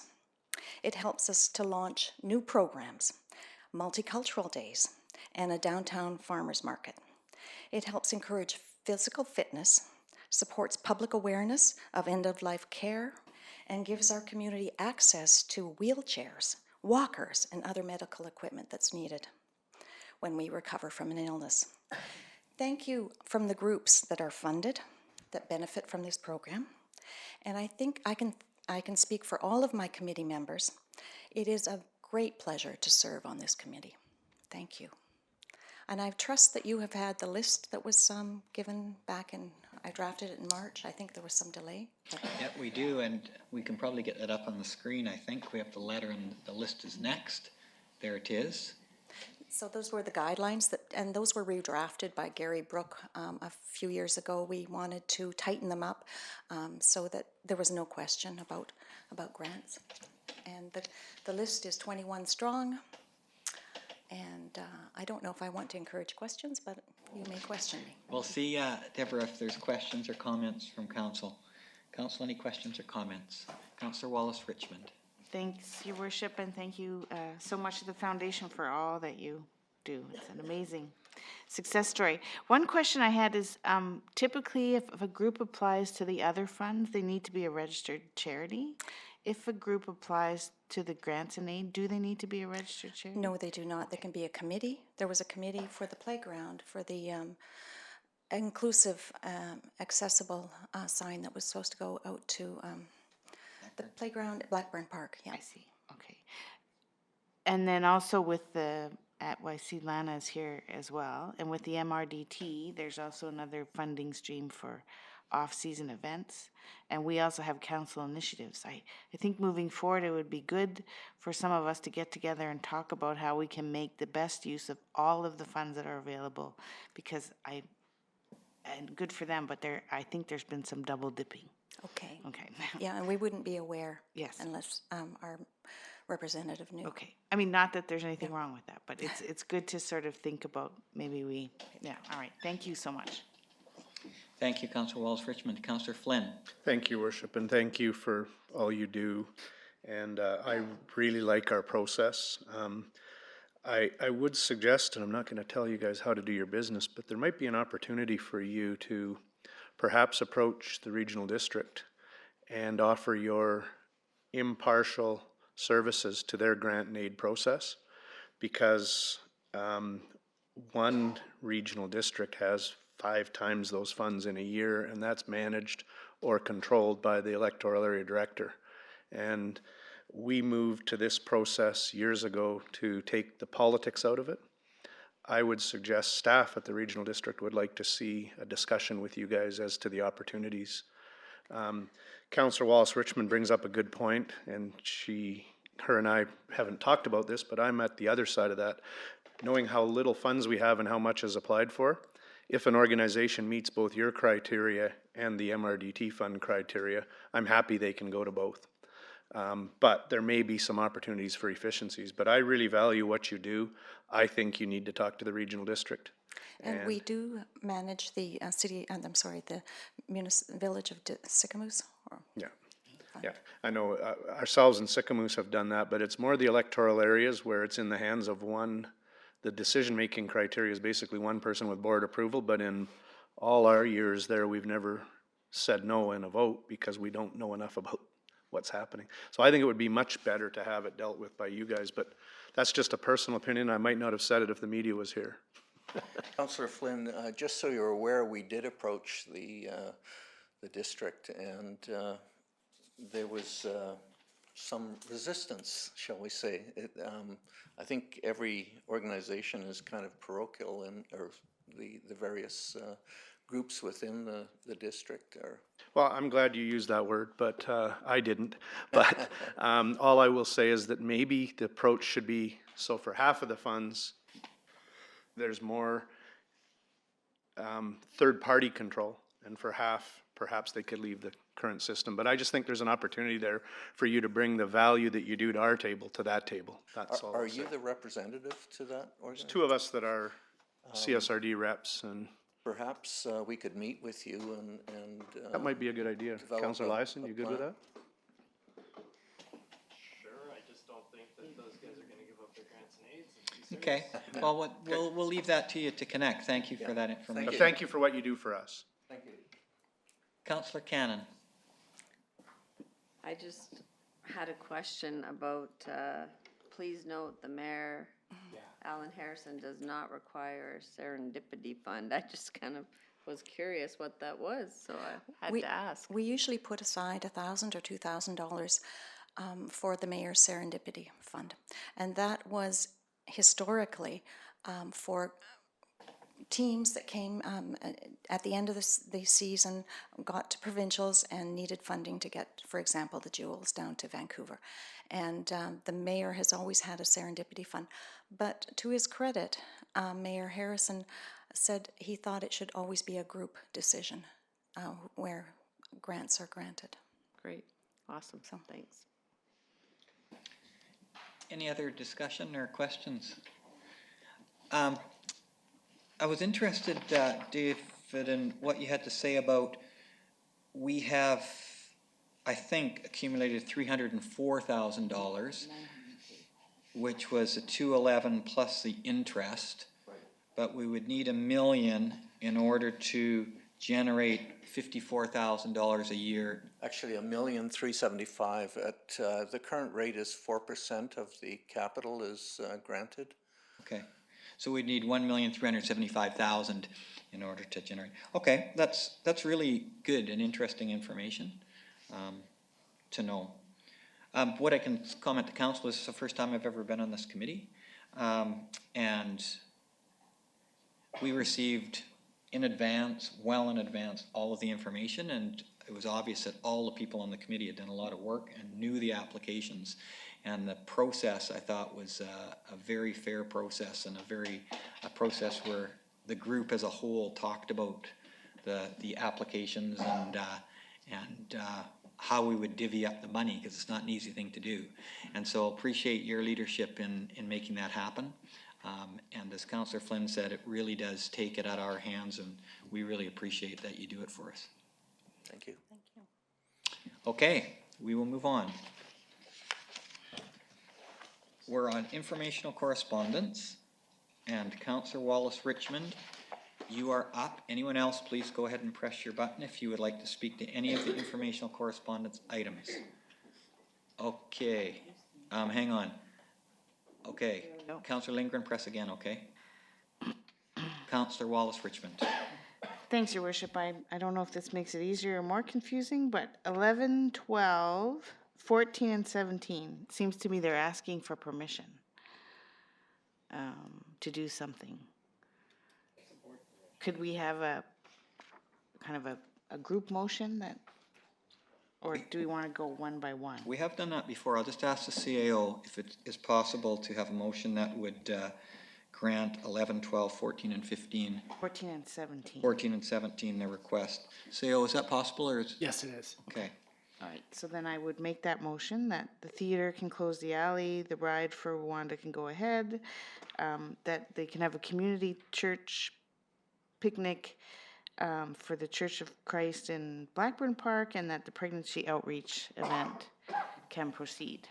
Thank you. Is there a seconder to that motion? Seconded by Councillor Eliason. Do you wish to speak to the motion further, Councillor Wallace Richmond? Again, all important events, all public events, all appropriate venues, and encourage you to support.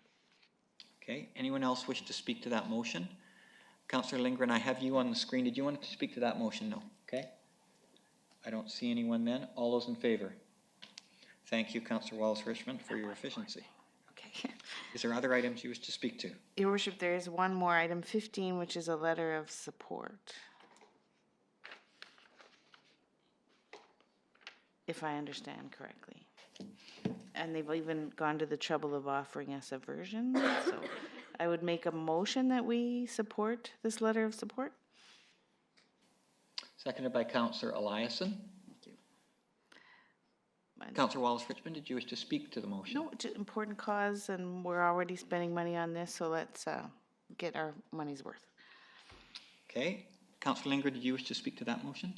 All right, then. All those in favor? Thank you. Councillor Wallace Richmond, any others? Okay. Councillor Lindgren, you're up. I have a couple. Number 3, the transit pass. I've forgotten the family's name now. Have offered to return the pass that the family can't use because they're moving to Quebec. And I'd like to make a motion that we forego having that pass returned and allow the family, I'm trying to find their name here, to pass that on to a family that they think is in need. I have a seconder for that motion. Councillor Wallace Richmond. Councillor Lindgren, do you wish to speak further to the motion? Just that it's a very small amount of money. They took it in good faith. There's no reason to think that the Currys couldn't find another sort of worthy cause to support and pass it on. Okay, thank you. Anyone else wish to speak to that motion? Councillor Cannon. I'm thinking perhaps it could be given back to immigration, the immigration center there on across from the post office, and perhaps they could give it to a new family that's coming in the area. Okay, thank And you. it would be up to them. Other speakers to the motion. Councillor Flynn. Yeah, I'm just doing the math. If we extended it, was it January we extended it for 6 more months? It's August, I believe. It ends in August, so there's not a whole lot of time left. That's right. Yeah. So I'm fine with whatever's done. It really isn't a long time that we're talking about. But at least something. Thank you. Any other speakers to the motion? All those in favor of the motion? Passed unanimously. Thank you. Councillor Linger, would you press your button again? Okay, go ahead. Number 13. There's a request for us to fly the Legion's flag from June 24th to 28th for Legion Week. And I'd like to make a motion that we go ahead and do that. Is there a seconder to the motion? I'll second the motion, but ask staff if that's something we've done. Okay, Councillor Flynn will second the motion. Councillor Lindgren, we're just checking with staff on this one? Sure. Okay, I'm just wondering if the cenotaph might be a spot. CEO, can you comment on us flying flags here at City Hall? Well, Your Worship, I would say it's a highly political issue, as you obviously know, and there have been several reports on it in the past, and I would caution council about going down that road. Would flying the Legion flag at the cenotaph, which they look after, I believe, that would not be city business, is that right? That's debatable, but probably would leave it to them, yes. Okay, Councillor Lindgren, would you consider that as an option? I definitely would. That'd be fine. Okay, so we'll amend the motion then to say to the Legion if they wish to fly their flag at the cenotaph during that date. Is that okay with the seconder? Yes. Okay. Is there any comments on that motion? Councillor Lavery, did you wish to speak to that motion? No. Okay, all in favor? Passes unanimously. Thank you. Go ahead, Councillor Lindgren. I have one more, number 22. Okay. Just looking for it here. So this is a request for a letter of support, I think it was, for libraries. I'd like to make a motion that we write a letter of support. Is there a seconder to the motion? Where is it? Where's the actual request? Councillor Wallace Richmond. Councillor Lindgren, do you wish to speak to the motion? Yeah, so working in the school system, I've seen libraries go from 5 days a week where they've been open every day, accessible to kids during school hours and during breaks as well.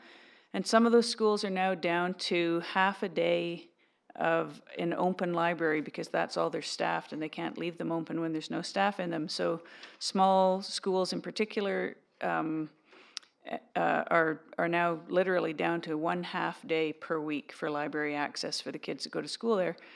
And this is spilled out into the public libraries as well, where funding has been cut and access for the public has been getting smaller and smaller over the years. And aside from the fact that it limits our ability to access their books, it also limits people's ability to access the other services that they have, which are an integral part of our community, including computer access for people who don't have that access at home.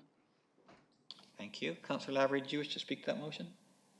Yes, I will actually, Your Worship. Okay. Thank you. And it was actually on my list to talk about as well.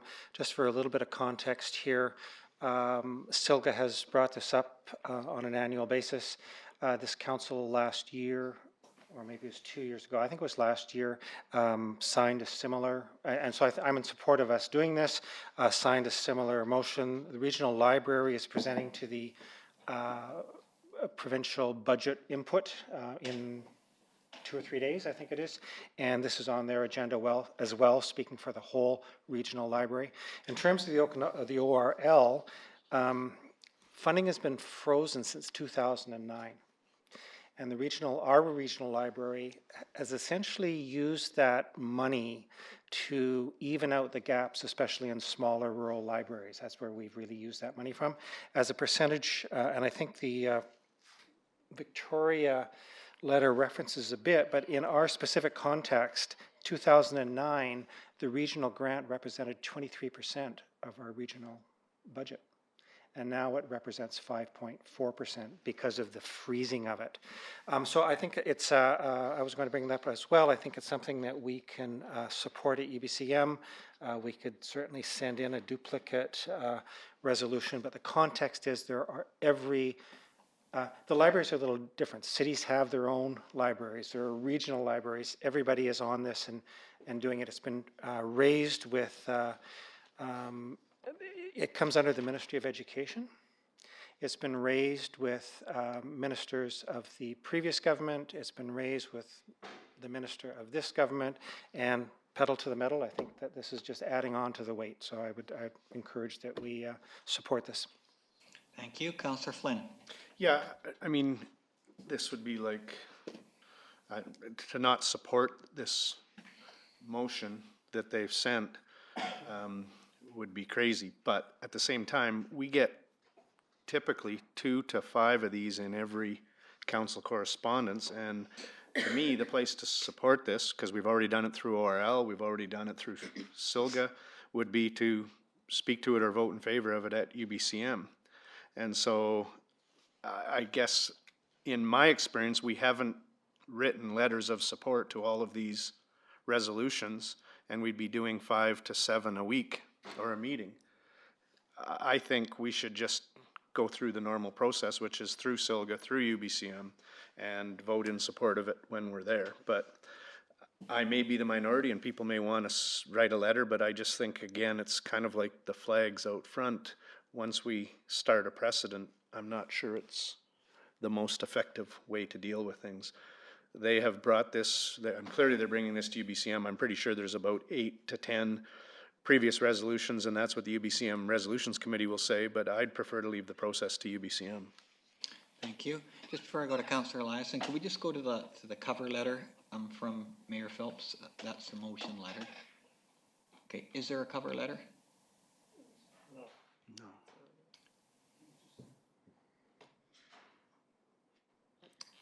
So, okay, so, yeah, I think what may be important to note here is that Mayor Phelps is not necessarily asking us to write a letter. She's sharing information with us that this motion is coming to the UBCM. Yeah. Anyway, Councillor Eliason. Your Worship, you kind of stole my thunder. Oh, sorry. Why you gotta do that? So I am going to ask council to vote against this motion, not for the reasons why Councillor Flynn has, but because it makes no sense. And if this was an emerging issue that hasn't been around since, as the motion says, 2009, then there would be hope of getting this in as a late resolution and not through your local area association, or there would be a lack of these at UBCM. It's not an emerging issue. It's to get our attention, and writing a letter is I guess not useful. So we've read it, we know it, but I do echo Councillor Flynn's comments that we don't need to write a letter or react to every letter we get, or else we'd be very, very busy. So I won't support the motion.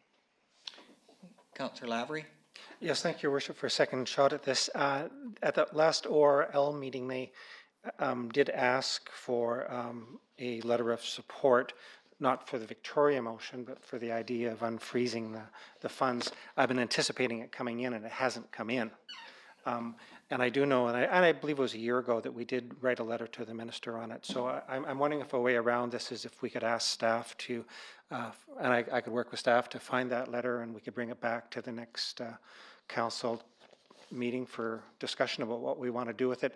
But it was a request from the ORL board to, again, support the initiative. But I think it's better actually coming through our regional board than it is through BCM. Thank you, Councillor Lavery. Councillor Flynn? So would the mover be willing to withdraw the motion and change it to a letter of support for the OLR board, and we deal with it now and leave it to Councillor Lavery and staff to word that? And what my suggestion would be is we'll just check with the mover. Would you be willing to withdraw the motion for the time being? I can do that.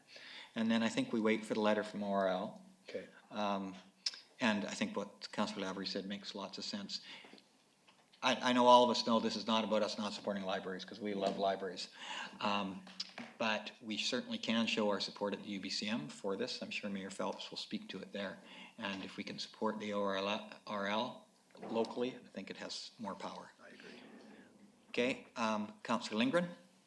Thanks. Would the letter, or would what Councillor Lavery's talking about, would that meet the, like in the resolution it says to request that the mayor write to the Minister of Education, the Premier, and all local MLAs strongly advocating for the restoration of the funding. Would what you're talking about, Councillor Lavery, meet that bar? I believe it would, yes. Thank you, Councillor Lindgren, for checking that out. I suspect this letter is here because the VLR, or whatever it is down there, wrote them a letter. I'm pretty sure that's where this came from, and that's a good thing. Okay, Councillor Lavery, do you have any items? I do, Your Worship, thank you. Okay. Item number 20, speaking of regional libraries.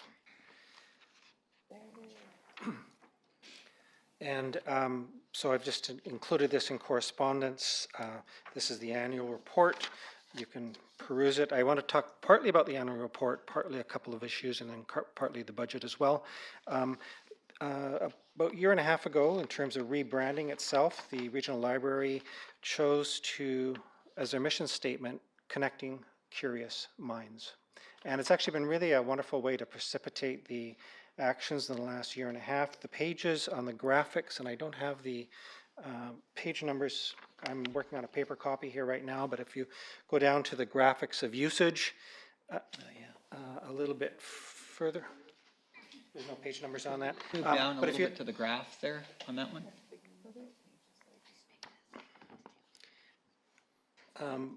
You can peruse them at your leisure, but some of the key ones are really the increase, the percentage increases over the last Hang on, Councillor Lavery. Can we just get to the graph part that Councillor Lavery is speaking about?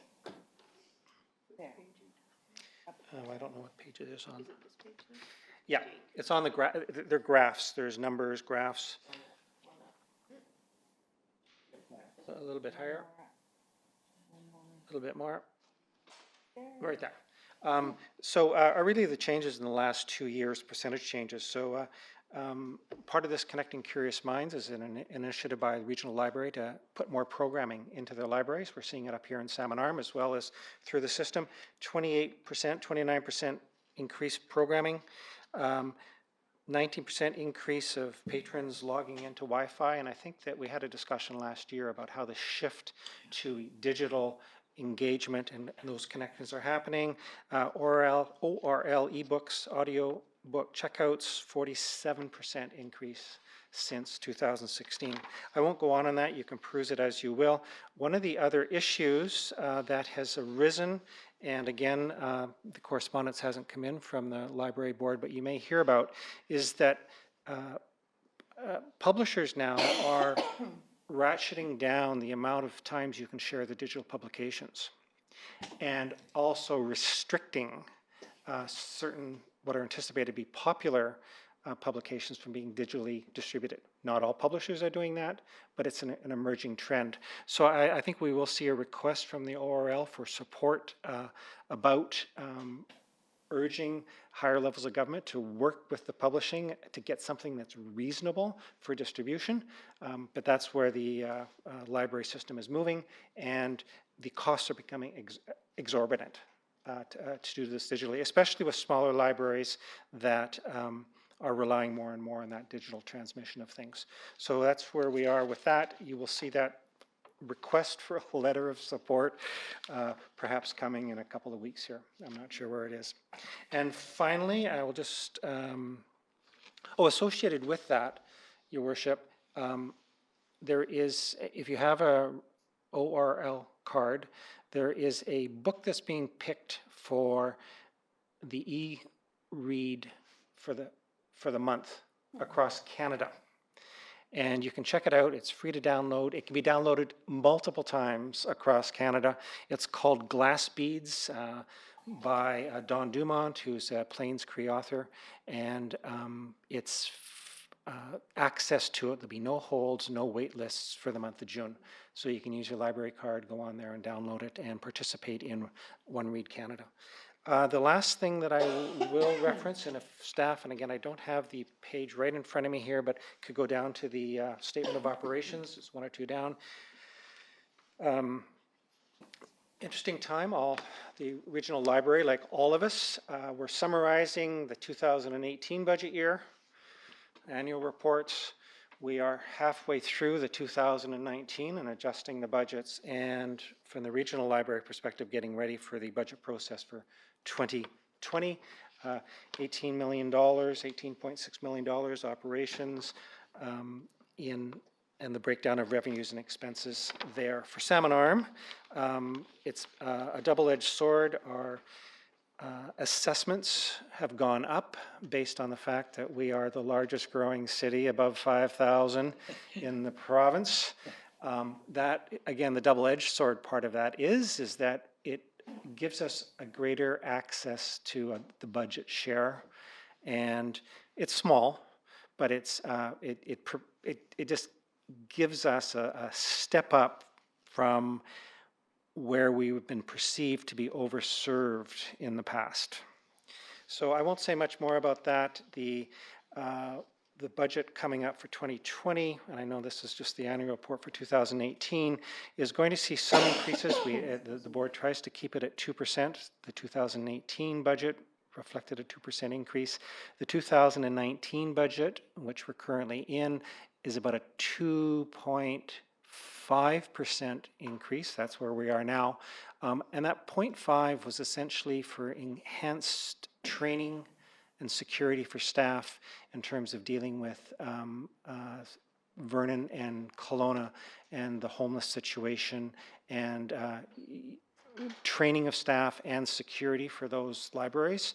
It has worked out really well. The regional library itself does have an incentive program for providing services to those who are disadvantaged for whatever reason, including the homeless. We have this here in Salmon Arm as well, where you don't need the same levels of ID and things like that to be serviced. There's training. All staff have been trained in the ORL in terms of dealing with the homeless and disadvantaged population. It's been a huge step up. It has cost some money, and we'll probably see some more money being attributed to that in the 2020 budget discussions as the library prepares itself to deal with the wide range of library users in the system. Thank you very much, Councillor Lavery. Can I just ask, the accumulated surplus, is that a reserve, are those reserve funds targeted? There's $21 million in surplus there. In particular, yes, and they were projects and some staffing positions that were not filled in that year. So they will be in 2019, that surplus will go. Okay, thank you. Appreciate it. Thank you for your work on that. Any other items that council wishes to speak to? I think you've pretty well taken all the items I want to speak to, except that item 21, I just wanted to check with the Director of Engineering and Public Works on the schedule for the painting of the Rainbow Sidewalk. The potluck picnic invitation is June the 18th, and I'm wondering if that might fit in to the schedule for the painting of that sidewalk. Your Worship, we'll have the Rainbow Crosswalk repainted prior to this event. Okay, that's great. I think that would be super. Thanks very much. Okay, we will move on. We have a correspondence letter, E. Brennan, letter dated June 5th, 2019, request for recommendation to Salmon Arm Youth UBCM representative. And we also have an additional letter that we received from Zachary, and I noticed Zachary's in the audience today, as item 11.2. Councillor Eliason. I'd make a motion that we forward both of the letters and applications on to SILGA for their final decision making. Thank you. Is there a seconder for that motion? Councillor Cannon. Thank you. Councillor Eliason, would you mind just explaining the process as you know it? Because Zachary's in the audience, he might like to hear it. Yeah, no, I have no problem doing that. So there will be a committee that's set up to make the decision at SILGA, and depending on how many applicants are received, there may be 2 people selected from Salmon Arm, there may be 0 people selected from Salmon Arm. In past years, we've seen a wide variety of numbers of applicants. So, in general, we've been lucky in Salmon Arm to have people from Salmon Arm chosen, but we never know if that's going to be the case every year. So, they're both great applicants, and I wish them both the best of luck at the meeting in June. Great, thank you very much. Any councillors wish to comment? Call a question in. All those in favor? Thank you. Is it okay if I made a quick statement? Sure, if it's very short. It is very. Come forward.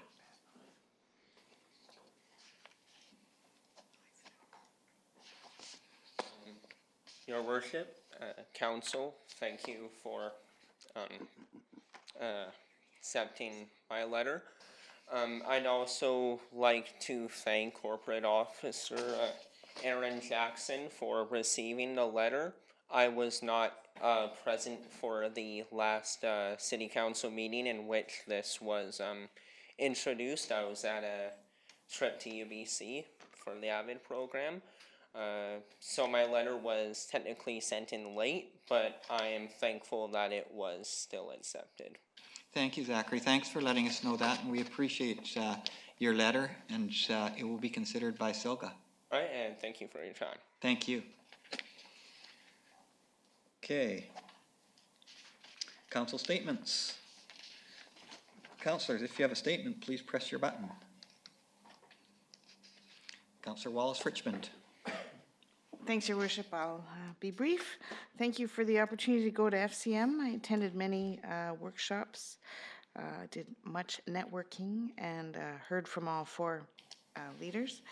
I also wanted to let you know that Gallery 150, which is Canada 150 Legacy Project, will be opening on Tuesday, January 18th at 5 p.m. on the 2nd floor here between City Hall and the courthouse. What month was that, you said? This, Tuesday, a week tomorrow.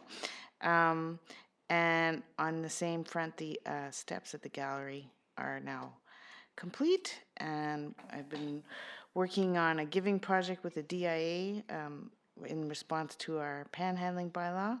And the last thing I need is a letter of support for an outreach worker. So I'm asking for some guidance from you, Your Worship, and staff on how we can press upon BC Housing recent events and how important it is that we continue to advocate for that outreach worker. Thank you. So, Councillor Wallace-Richmond, would it be important that that motion be looked at today? Yes. Okay. Well, I would entertain a motion from you and then allow you to speak to it. Well, I would make a motion that we write a letter Second. to BC Housing and also the CC to the Ministry of Social Development that we absolutely critical need for a housing, an outreach worker in Salmon Arm. Thank you, and Councillor Eliason seconds it. Would you like to speak further to that motion? Okay. Would anyone else like to speak to the motion? All right, I think Council's well aware the motion's not just coming out of the blue. There's been many discussions around it and by many groups, so I think we need to do our piece. And I agree when you say critical need. So, all those in favor of the motion? Passes unanimously. Thank you. Thanks, Your Worship. Councillor Cannon. Thank you, Your Worship. Very quick chamber luncheon this week on Wednesday, June 13th, out at Shuswap National. Today actually is the deadline if anyone is interested in registering for that luncheon, and Staff Sergeant Scott is the speaker. So hopefully we get some of you guys out to it. Great, thank you, Councillor Cannon. That should be an interesting one, I think. Any other council statements? Okay, I just want to mention two things. First of all, I attended the scholarship meeting at SAS today, and our scholarship, the City of Salmon Arm scholarship winner was Jenna Tiedemann, and I got to meet Jenna, who was very thankful and wanted me to make sure I passed on my thanks, or her thanks, to you and to the residents of Salmon Arm. She's going to attend Okanagan College here in her first year. She's taking first year sciences with a plan to go to UVic in her second year and pursue something in the medical field. So it's really nice to meet her. The other item, I just want to thank all of you for your participation in the communications protocol meeting that we had on Thursday, the gathering. And for me, the feeling I got when I left was, I know these people better. And I think that's what it was all about. So thank you for your part. And I think the city was very well represented. Everyone was there for at least a portion of the meeting. So thank you for taking part. And the feedback we've had has been very positive. So we'll look forward to communication in between now and next year's meeting, which will be sponsored by Splatson and Enderby. Is there any other council statements? All right. We'll move on to notice of motion. We have one under tab 17, unfinished business. And we do have a motion. Could we have the motion read, please? Yes, Your Worship, this was deferred from a previous meeting where it was moved by Councillor Flynn and seconded by Councillor Cannon that Council appoint Councillor Wallace Richmond as the City of Salmon Arm representative on the Shuswap District Arts Council. Thank you. Does anyone wish to speak to this motion now that a little bit of time's gone by? We have this letter from Tracy. I do. Oh, no. Yep.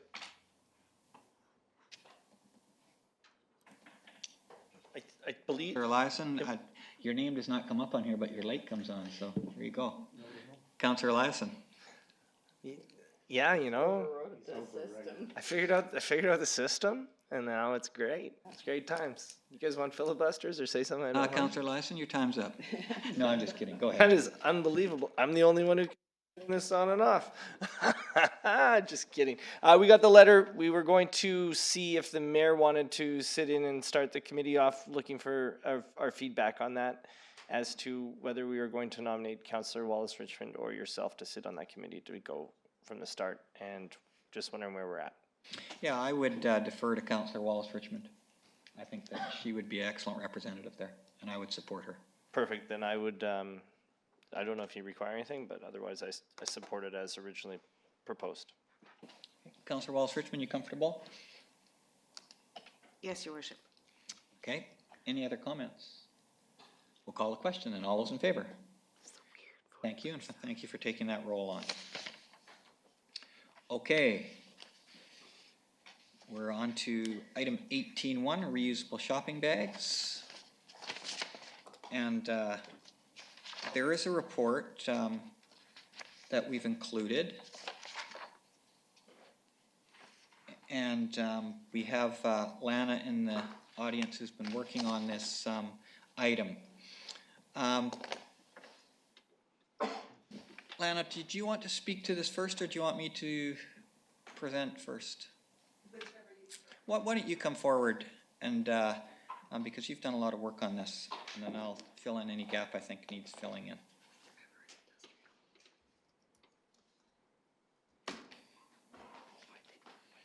Thank you very much for coming to council, Lana. Thank you. So I don't really have anything formal prepared today, more here for Q&A, but I can certainly give council a quick update from when this was discussed, and unfortunately I wasn't at the last council meeting when this was discussed, but can share some information to update council on the current quotes that we have for the reusable shopping bags.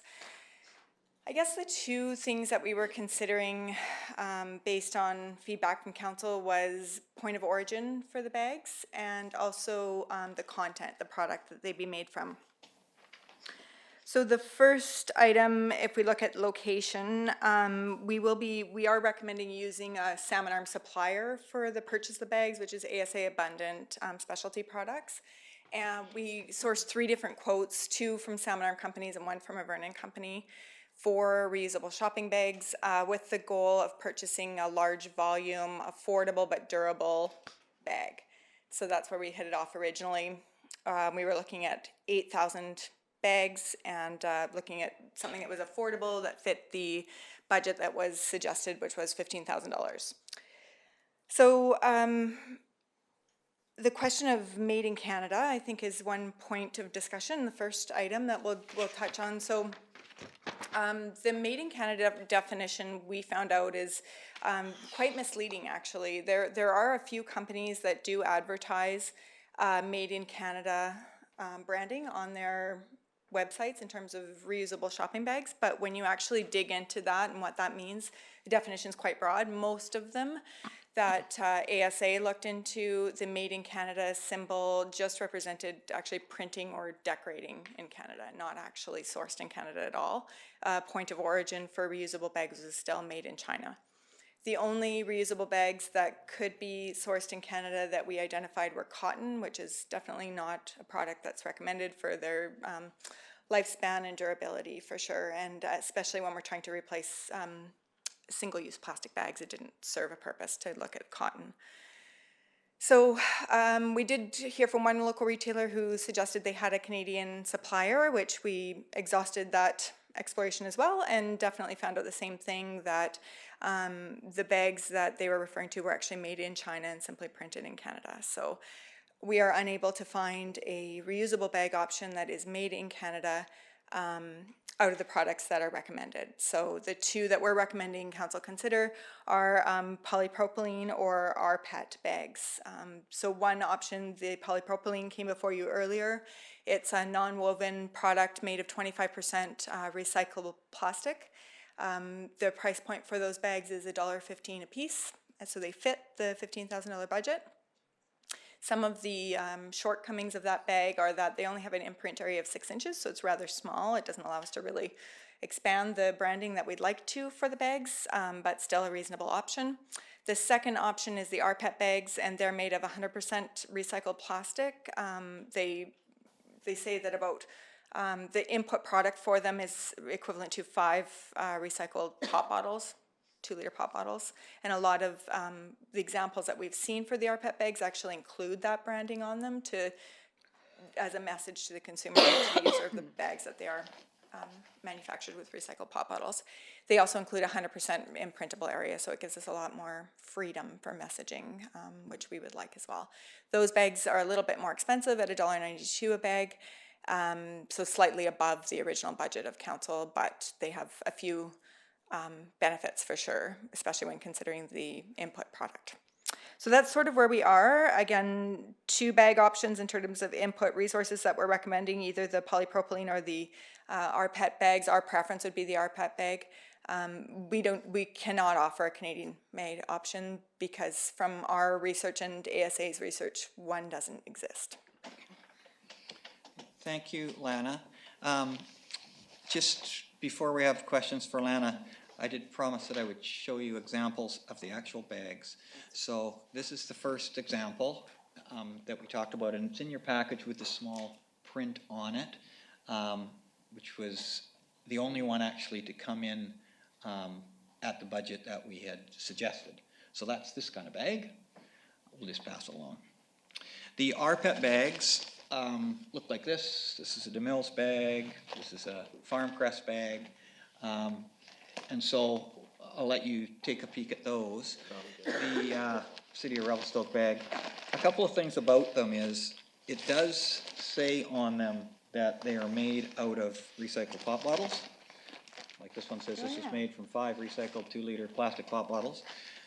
The label on the inside would also include the Salmon Arm supplier as well, although the bag, of course, not made in Salmon Arm, is sourced from Salmon Arm. So that's the RPET bag. Okay, questions for Lana? So, Councillor Lindgren. Thanks. Thanks for your presentation and for clearing up what we can and can't get. I just had a question about, you said that cotton was not a viable option, I think. Can you just explain that? I don't understand what you mean. Yeah, it's not that it's not a viable option. I think for this purpose, the goals we were trying to achieve is a bag that would be sustainable and durable enough to have a useful life that provides a good replacement for the single-use plastic bags. So our goal was to find something that was durable, at least outlasting a 1-year expected usefulness for life. So cotton presents a few problems for durability. Definitely like staining, and the outside fabric isn't very wipeable, which both of these options are. So they're a little bit more durable than the cotton option. And when in all of our research for reusable bags, it was definitely not recommended as a sustainable product for plastic or single-use plastic bag replacement, where both the polypropylene and the RPET bags were. Mostly comes down to longevity, how long they could be expected to be actually considered reusable for. Okay. Sorry, I have a hard time understanding that. I mean, I have cotton bags that have lasted for years and years and years, so I'm having a hard time connecting the dots on that one. Councillor Lindgren, Councillor Flynn. Thank you, Worship. So this bag is the number 2 option? That's right. RPET? No, that's the number, yes, the number 2 option. So there's... Your number 1. What's that? That's the number 2 option on my report. No, I'm saying on the report we have, number 1 was the only one that met our original budget. Correct. But that's the one that only has the small print area. Yeah. This is the number 2 option. And number 3 would be an RPET bag like this, assembled in Canada at, I'm doing the math, more than 5 times the cost? Yeah, so I didn't speak to that item, so That's okay, for me. I can add information on that if you wish, but it is certainly And this one very will much outside of the include, original budget. and this one is made from 5 recyclable pop bottles. It will be able to be put into, not the landfill, but into the blue box. Is that correct? We're not 100% sure, but I'll ask the corporate officer to comment on it. Thank you, Your Worship. We did seek some clarification through Recycle BC. We can't put them in our blue boxes, but they are recyclable, and we are going to look at possible locations that may accept them. Okay. So based on what I see, I'm going to put a motion on the floor for discussion that that option 2 be the option chosen for 8,000 bag order at a cost of $18,547.20, which I recognize is $3,547.20 more than we had originally budgeted, to be taken from the same spot that the money was coming from before, which I always believe staff knows what it is, but you can clarify for me if the motion needs it. From recycling and waste management budget. I'll just check with the chief financial officer the name of that budget. Yes, Your Worship. I would recommend, if you're going to do that motion, to make it slightly more than the exact price listed here, though. So how about I make it $20,000? And there is $20,000 in that budget that could go towards this initiative? Yes, so you'd be looking for an additional $5,000 from the sanitation recycling reserve. And that we authorize these bags. Thank you. Now, I don't want to micromanage what goes on them or what it looks like or what EDS or staff decide to put on them, but these are sure way better than a word mark that big. So I'll leave that as whoever's hands it is to manage that process. Is there a seconder for the motion? Councillor Wallace-Richmond. Councillor Flynn, do you speak more to the motion? Yeah, I think this was a learning process for all of us. And when we made an initial motion of $15,000, We didn't think of the optics of a replacing single use with a bag that's recyclable and a bag that is made from recycled products. And I guess none of us thought of going, where is it from? Turns out that there is no options in Canada, and even the retailer who thought there was found out that it wasn't a Canadian option. So I think you've gone above and beyond in sourcing this, looking at the options. I think it's great that it's a local retailer, and that company's name will be on the bag or in the bag. And I think it's awesome that it's recyclable plastic pop containers. So I think this is the right decision, and at a reasonable cost that isn't much more than we had budgeted. In hindsight, perhaps we could have known more about what it might cost before we voted on 15,000, but we're dealing with it now. Thank you, Councillor Flynn. Councillor Cannon. Thank you, Your Worship. And I too was enlightened again at my chamber meeting because Brad came up clean that his bags were not coming from Canada. They were coming out of China very as well. deceiving. Yeah, very deceiving. He said when you get right to the nitty gritty, it was pretty interesting hearing him, you know, because he had done a lot of research on it as well. But the question that I have is there a price breakdown for higher quantities? Because what I had discussed at the table and had sent out an email to the rest of council, if we had the ability to get a larger order, because then we would have some buying power at this table if there's a price breakdown when you buy more, and then make those available to the smaller retailers in our town for their bags that they'll be looking for. And quite often when you buy a large number, you get a better price breakdown, because we have a lot of small businesses. I mean, I'm not talking the Walmarts and the Canadian Tire, but the small retailers. Then if the city brought in the bags, we could sell them. I mean, we're not giving it to them, but we could sell them, have them available to them to purchase by using our buying power. Did you want to comment on that, Lana? Sure, yeah, I can. That's something we're already looking at. We were considering that as a separate initiative. What we've been talking to one local bag supplier about is the option for retailers to order on an as-needed basis with deadlines, so it doesn't require someone to inventory a large amount of these and pre-purchase them and resell them. So that's kind of what we're working on right now. I'm open to that idea. It's an alternative to what we're proposing, but what we're proposing is a deadline of either twice monthly or once a month that retailers put their order in through the same supplier. One conversation we've been having is the option, we did source one bag that allows them to privately brand one side of the bag and have the community brand on the other without losing the volume discount. That's a new feature or a new opportunity that's just arose. Up until now, we thought it would just have to be a single design like what we're purchasing. That's a community branded bag. This is a new opportunity where we have found a supplier that's reasonably priced that we can do the community branding on one side and then individual retailers purchasing their own bag options that are branded for their organization as well. So we are looking at an option for that already.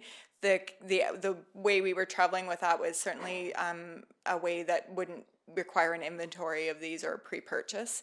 So I can look into volume discounts beyond. We looked up to 10,000 for this order, and that's a price range we were given for these bags, but we can look at. I think it would be interesting to look at a larger order and the price breakdown that you would get, rather than do a monthly cutoff order, see what the difference is. It would be interesting to know that at this table, I think. Yeah, we can definitely provide that information. The challenge with that is you need somewhere to store them and a mechanism to resell those to local retailers. So there's a lot more administrative aspects. Someone has to take that role on, which is what we were trying to avoid. As EDS, we didn't want to be that middleman to be inventorying, dealing with the orders, and then or reselling to retailers. We just wanted a streamlined approach to a local retailer as an economic opportunity for that bag supplier. But them dealing directly with the retailers is what we were trying to get towards. So absolutely, we'll try to find the different volume breakdowns beyond this for information, for sure, and I can bring that back. Great. Thank you. Councillor Flynn. I just wanted to say too, as the EDS rep and the DSA rep, and dealing with a lot of the retailers, the discussion around this has been a positive in that everybody's thinking along those lines of a way to do it bulk. But Lana and DSA and those people are working on how can they make it the most flexible. And I think we need to deal with what we want to do, even though it's not going to be deliverable with our bins, as I understand it, but it needs to be delivered as close to our bins. And that's why I made the motion to let's get this going, but realize that moving forward, the community can work together to make it more cost effective for everybody, including us, in the future. And that's in motion because of all the work you've done. Thank you, Councillor Flynn. Councillor Lavery. Yes, thanks, Mayor Harrison. And I'm completely comfortable having the retailers and our community organizations coordinating this, being the hub of this. I know there's different approaches to it, but it's an opportunity for that discussion, and you do a better job of being a hub than we do. So I'm really comfortable with that part of it all. And we've also had some great ideas proposed, and I forget her name, but the lady who is talking about making handbags, we'll be buying some of those. So I think that, we really just need, there's a variety of options out there, and in my view, the less the city is involved with the navigation of this, other than the jump starting of this round one, we just need to step back and let the community coordinate it. Great. Thank you, Councillor Lavery. Any other speakers on the motion? Okay, just before we vote on the motion, Lana played a huge role in this, as did our corporate officer, as did Kaylee. And so this has been a work in progress, and lots of time and thought put into it. And so I really appreciate that. Also for council, a reminder, we're doing two things here. Mm-hmm. One, we're providing a reusable bag because recycling is no longer the answer. Reusing is the answer. The second thing we're doing is we're marketing our city, and that's what we're trying to do. And EDS is going to include in each bag a small card that talks about small city, big ideas and where that came from and the history of that. So it's a two-pronged sort of approach. All right, I will call a question. All those in favor? Any opposed? Passed unanimously. Thank you very much. Thanks for your work. Okay, we're at question and answer period. Does anyone have any questions? Yes, please. Yes, I do have a question. I noticed the bags, are they going to all be the same size, or will there be an opportunity to get bags in different sizes eventually? That's an excellent question. The first order that we order are all going to be the same size. I'm going to ask Lana this question because she's I don't want to call her the bag lady. She's the bag expert. Can you talk about sizes of bags? Yeah, that's a question that we've been asked by different retailers, even in farmers markets. Brought up that same question, is there an opportunity for different sizes? And absolutely, the bulk buying program, we would aim to have different sizes available for retailers to meet their needs. Okay, thank you, Lana. What would be helpful to you as a citizen as far as bag size goes? Well, it just depends. Sometimes you go and you just get a few things, and a little, bag like so is plenty. Yeah. You wouldn't want just little tiny things, but if there was two sizes, like quite a good size, and then one half the size. Okay, so you're not thinking of anything any bigger than this? Well, there would be opportunities, I'm sure, for people with families. I know when I had 7 children at home, I would use the bigger bag. No kidding. Okay. All right. Thank you very much. Thanks for your question. Do you have any other questions? Okay. We will adjourn until 7 p.m. Are we more or less troubled in your 7 children because there happen to be 7 of us? Sure, To council, good to see you. People in the gallery, members of the public. Welcome back to staff and council. We're in the evening session. We're at item number 20. We have both a DP hearing and a zoning hearing this evening. I'll just start with staff to see, is there any changes or any additions to to the agenda from staff? None from staff, your worship. Okay, council, any changes to the agenda? Okay, hearing none. Any disclosure of interest for councillors? Okay, there's no disclosure of interest. So we'll go right into item number 21, which is a amendment to a development permit application, 481 Harbourfront Drive, Northeast, two-story mixed-use development. And I'll start just by reading a short statement. I'd like to open up the hearing for DP 419. Following the reading of the motion, I'll request the Director of Development Services to explain the development. I will then ask 3 times for submissions from the gallery, given the opportunity for the applicant and the public to speak. Council will also have the opportunity to ask questions. Once this is complete, I will close the hearing and the council will vote on the motion. I see we have the motion up on the screen. Could I have a mover and a seconder to... Thank you, Councillor Eliason. Thank you, Councillor Cannon. I'll ask the Director of Development Services to explain the DP. Thank you, Worship. This is a proposed amendment to development permit number 419 that was approved in June of last year for the property at 481 Harbourfront Drive, Northeast. The property is situated directly east of the Marine Park parking lot, and to the east is the CSRD office building, Columbia Shuswap Regional District. Here's Harbourfront Drive. There's a building permit application for the main building, and the main building has been scaled down since it was last approved last June. It's been scaled down from 4 stories to 2 stories. And the design of the building is shown in your package. There's some renderings, elevations. Also proposed with this amendment is a 66 foot long by 20 feet wide accessory building, approximately 11.5 feet high, to cover 6 parking stalls.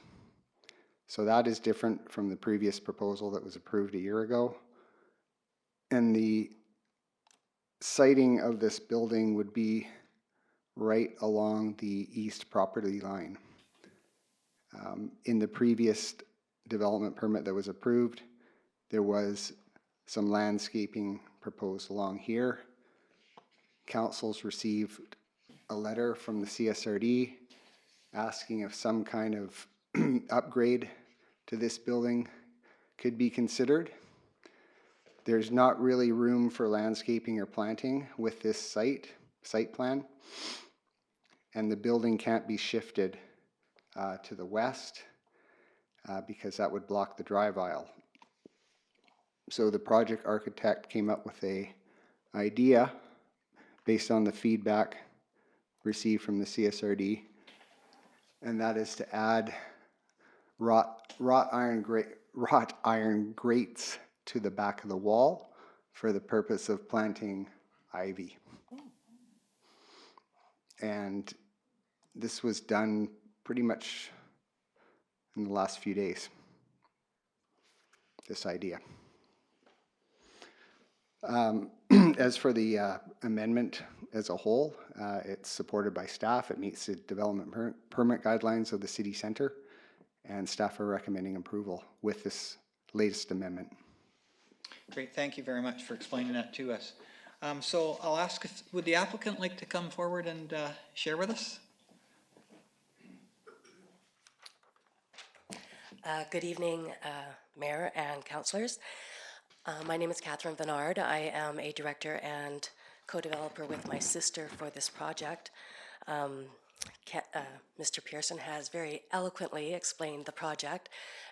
We are just trying to respond specifically to the CSRD's concern about Great Blue Wall and the discussion of either great. I'd actually like it to be a little bit more elegant than just grill, but that'll be a discussion between me and my sister, I guess. So the point of the exercise is to provide secure parking for the residences, the 2 residences above the main floor, and to afford that, it's really the only space available. So it's it's a challenging lot, to put it mildly. It's half underwater in terms of half the lot is actually in the lake, and as a result, it really is challenging to figure out how to afford the necessary structures on the property. Great, thank you very much. Thanks for explaining that to us. I'll just see if there's any questions for you from councillors. Councillors, do you have any questions? I think none at this time. Thank you very much. Is there anyone else who would like to come forward to speak to this development permit? I'll ask a second time. Asking a third time. I'll ask council if they have any questions for either the applicant or staff before I close the DP hearing. I see no questions, so I'll declare this development permit hearing closed, and we will now consider the question. So the motion has been moved and seconded. Council, I'll open it up to your comments. Any comments, council?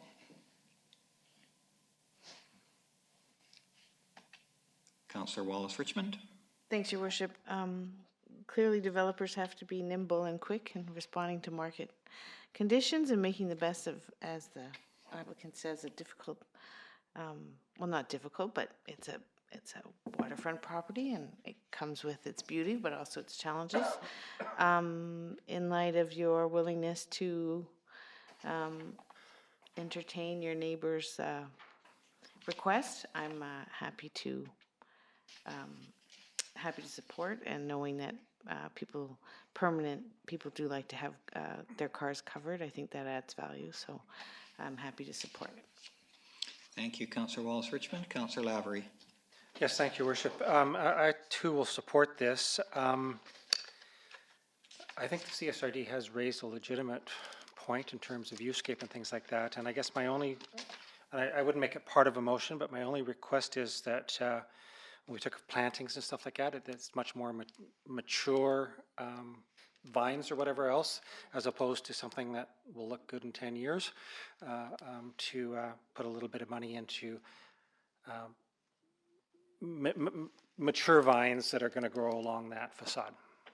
Other than that, I'll support this, Your Worship, and I know that the maturity of that is not part of the motion, but I'd sure like to see that. Thank you. Thank you, Councillor Lavery. Any other comments from council? Okay, I'll also support. Thank you very much for coming forward and presenting, for problem solving that problem. I trust that there's going to be a, whether it's grates or something more different than that, it will certainly break up the back of that building, which is super. I think the actual building itself is very pleasing to me. I think it looks very good, and I think the site coverage is reasonable. It'll be in addition to our waterfront. I will call the question. All those in favor? Passes unanimously. We'll now move along to section 22, which is statutory public hearing, zoning application number 1148. So I have a different opening statement to read for this one. This public hearing for bylaw number 4338 is convened pursuant to section 464 of the Local Government Act. At this public hearing, anyone who believes their interest in property is affected by these matters will be given a reasonable opportunity to be heard or to present written submissions to council. If you wish to speak concerning the proposed bylaw, please approach council and begin your presentation by stating your name and residential address. The function of council this evening is to receive the views of the public and ask questions regarding submissions. Council will not debate the merits of the proposal with individuals. To ensure everyone a reasonable opportunity to be heard, the following rules of procedure have been established. 1, please direct submissions to the chair. I'll then redirect questions to the correct staff person.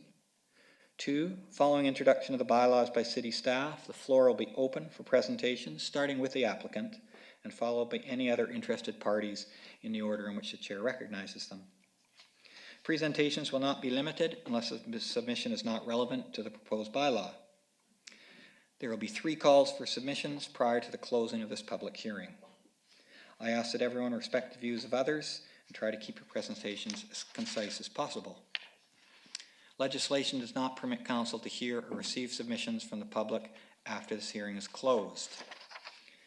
Background documents related to the bylaw and written submissions that have been received by the city are available for inspection by the public and are located in the binders on the table by the entry doors. All written submissions will be retained by the corporate officer for review by council and by members of the public. I would ask the Director of Development Services to now explain the proposal. Your Worship, bylaw number 4338 proposes to rezone Lot 2, Plan KAP 1915 from A2 Rural Holding Zone to R8 Residential Suite Zone. The property is located at 1631 10th Street Southeast. It is presently designated low-density residential in the official community plan. There's one single-family dwelling on the property. There's an application to subdivide the property into approximately 42 to 43 lots. The applicant and owner is a numbered company, and this application has received first and second reading. Great, thank you very much. I'd open this hearing then and start with the applicant. Mr. Messier, would you like to come forward and speak to us? Welcome to council. Yes, Your Worship. The only thing that from other developments we did in the past that we've asked for something different, and that was on the urging of staff, and I've understood that council was wanting to go that way too, was the R8 zoning. Everything we've did in the past has been R1 zoning, but that way young people especially can put a suite in. It makes it more affordable for our young people in the community, and it is something that I think that the city likes to have. And as per se, we don't build that many houses with suites in, but if people want it, then they don't have to come back to council just for one lot here and there. That's all in the subdivision. On the subdivision part, we walked it with staff a few weeks ago, and there is a park designation, which was one of the lots. It was lot 44, and we've now increased it to take in lot 43 also. So there's more parkland. It's such a good setting down in it's going to be in the northwest corner, where this is. And if you walk down there, it is nice. It fits in really good. We really like that 7th Avenue that is along there. That's never going to be open for a road. It's going to be walking paths and that. So that really fits into it too. So yeah, that's about all I have. Great, thank you very much. I'll just see if council has any questions for you at this time. Council, do you have any questions? Councillor Lavery. Thanks, Your Worship, and I don't need a definitive answer here, but what, in terms of your build out, what level of housing are you looking at? What, 450,000? What niche are you hoping to hit? Probably in the fives, low fives. In that area. It depends if they do put a suite in, but that's where it would be. Yeah. Okay, thank you. Yeah. Thank you. Any other questions? Okay, none at this time. Thank you very much. I'll call for a first time if there's submissions from members of the public. If you would like to speak on this rezoning, please come forward. Is that from Liberal B? Yeah. Yes, if you would like to come up and speak, please come forward. Now is your opportunity.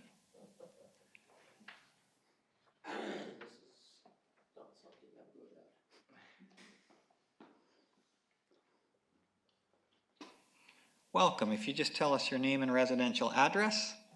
The name is John Dirksen, and the residential address is 1021 15th Avenue Southeast. Welcome to council, John. Puts me right on the corner of 10th Street and 15th Avenue, and I'm concerned because my property will most likely go down with all that housing going up and all that traffic, which is already very bad. Then it will even increase just that much more. So we have a map up there for you. Which house is yours? That one? That's right. Okay, great. Okay, I know where you are. Thank you very much. Is there anything else you would like to share with us? Well, I'm looking at 15th Avenue, and it looks like they want to continue that avenue straight across, which I kind of like. Maybe that will slow traffic down a bit. I don't know. Right now, it's really bad for traffic. How long have you lived in your house? Oh, I don't know, 14, 15 years. Thank you. Councillors, do you have any questions? Is there anything else you'd like to share with us? I can't think of anything right now. Thank you very much. Is there any other members of the gallery who would like to come forward and speak to us? I'll ask for a second time. Asking for a third time. Council, before I close this hearing, I'll give you opportunity to ask questions of any of the speakers or of staff. Are there any questions? Councillor Wallace-Richmond. Thanks, Your Worship. Will the subdivision trigger improvements to 10? Through you, Your Worship? Director of Development Services. Your Worship, it will. For one thing, a large swath of the eastern parcel will be dedicated as road. Okay. Because right now 10th is not wide enough. You can see the property line as it exists now in relation to the property line across the street. It's not near 20 meters wide. So it would be widened and also upgrades to the urban standard, including sidewalk, curb, gutter, street lighting. Okay. Thank you. Thank you, Councillor Wallace-Richmond. Any other questions? Last opportunity, if there's anyone in the gallery who would like to speak. Seeing none, I will declare this hearing closed, and we will move to reconsideration of bylaws, item number 23. City of Salmon Arm Zoning Amendment Bylaw 4338, third and fourth reading. We have a proposed motion on the screen. Is there someone who would like to move that motion? Councillor Eliason, Councillor Cannon will second it. I'll open it up for discussion, Council. Is there anyone who would like to speak to this? Councillor Lavery? Yeah, thanks, Your Worship. I'll start off here, and I will vote in favor of this. With the gallery here, I think that R1 is single family, R8 is having a secondary suite associated with that, and it's a move that we in the city have been doing for quite a while now in terms of, we have limited room to expand when we've got agricultural land, crown land, topography, that our options are narrow. And so having infill and smart growth permits this, and the R8 designation permits having a mortgage helper, but above that, a legal suite built to code and registered with the city. So I will support this, Your Worship. The R8 designation requires that there is on-site parking for each of, if there's a secondary suite. It sends a signal to others buying that it is designated R8. So somebody as a prospective purchaser knows that their neighbor or themselves could have a secondary suite there, as opposed to after the fact and being surprised by all that. So that's it's a aspect that we talk a lot at this table here. It does signal to prospective purchasers, and it does trigger improvements. So for all those reasons, Your Worship, I will support it. Thank you. Councillor Cannon. Thank you, Your Worship. I think the developer, by saying that staff suggested zoning it R8 as a whole, for all the reasons Councillor Laverly just spoke about, then we don't have individual owners coming back to rezone. So I think this is a kind of a step in the right direction of how developments are going right now with the city. And I think along with this development, I like the idea of the parkland and the trail networks that come with this development. And I think the improvements with the road network will be beneficial to the concerns that we heard from a neighbor. So I too will be supporting this, and I think it'll be a really great development. Thank you, Councillor Cannon. Any other councillors wish to speak? Okay, seeing none, I just asked the director if we could bring up Appendix 3, the OCP designation there.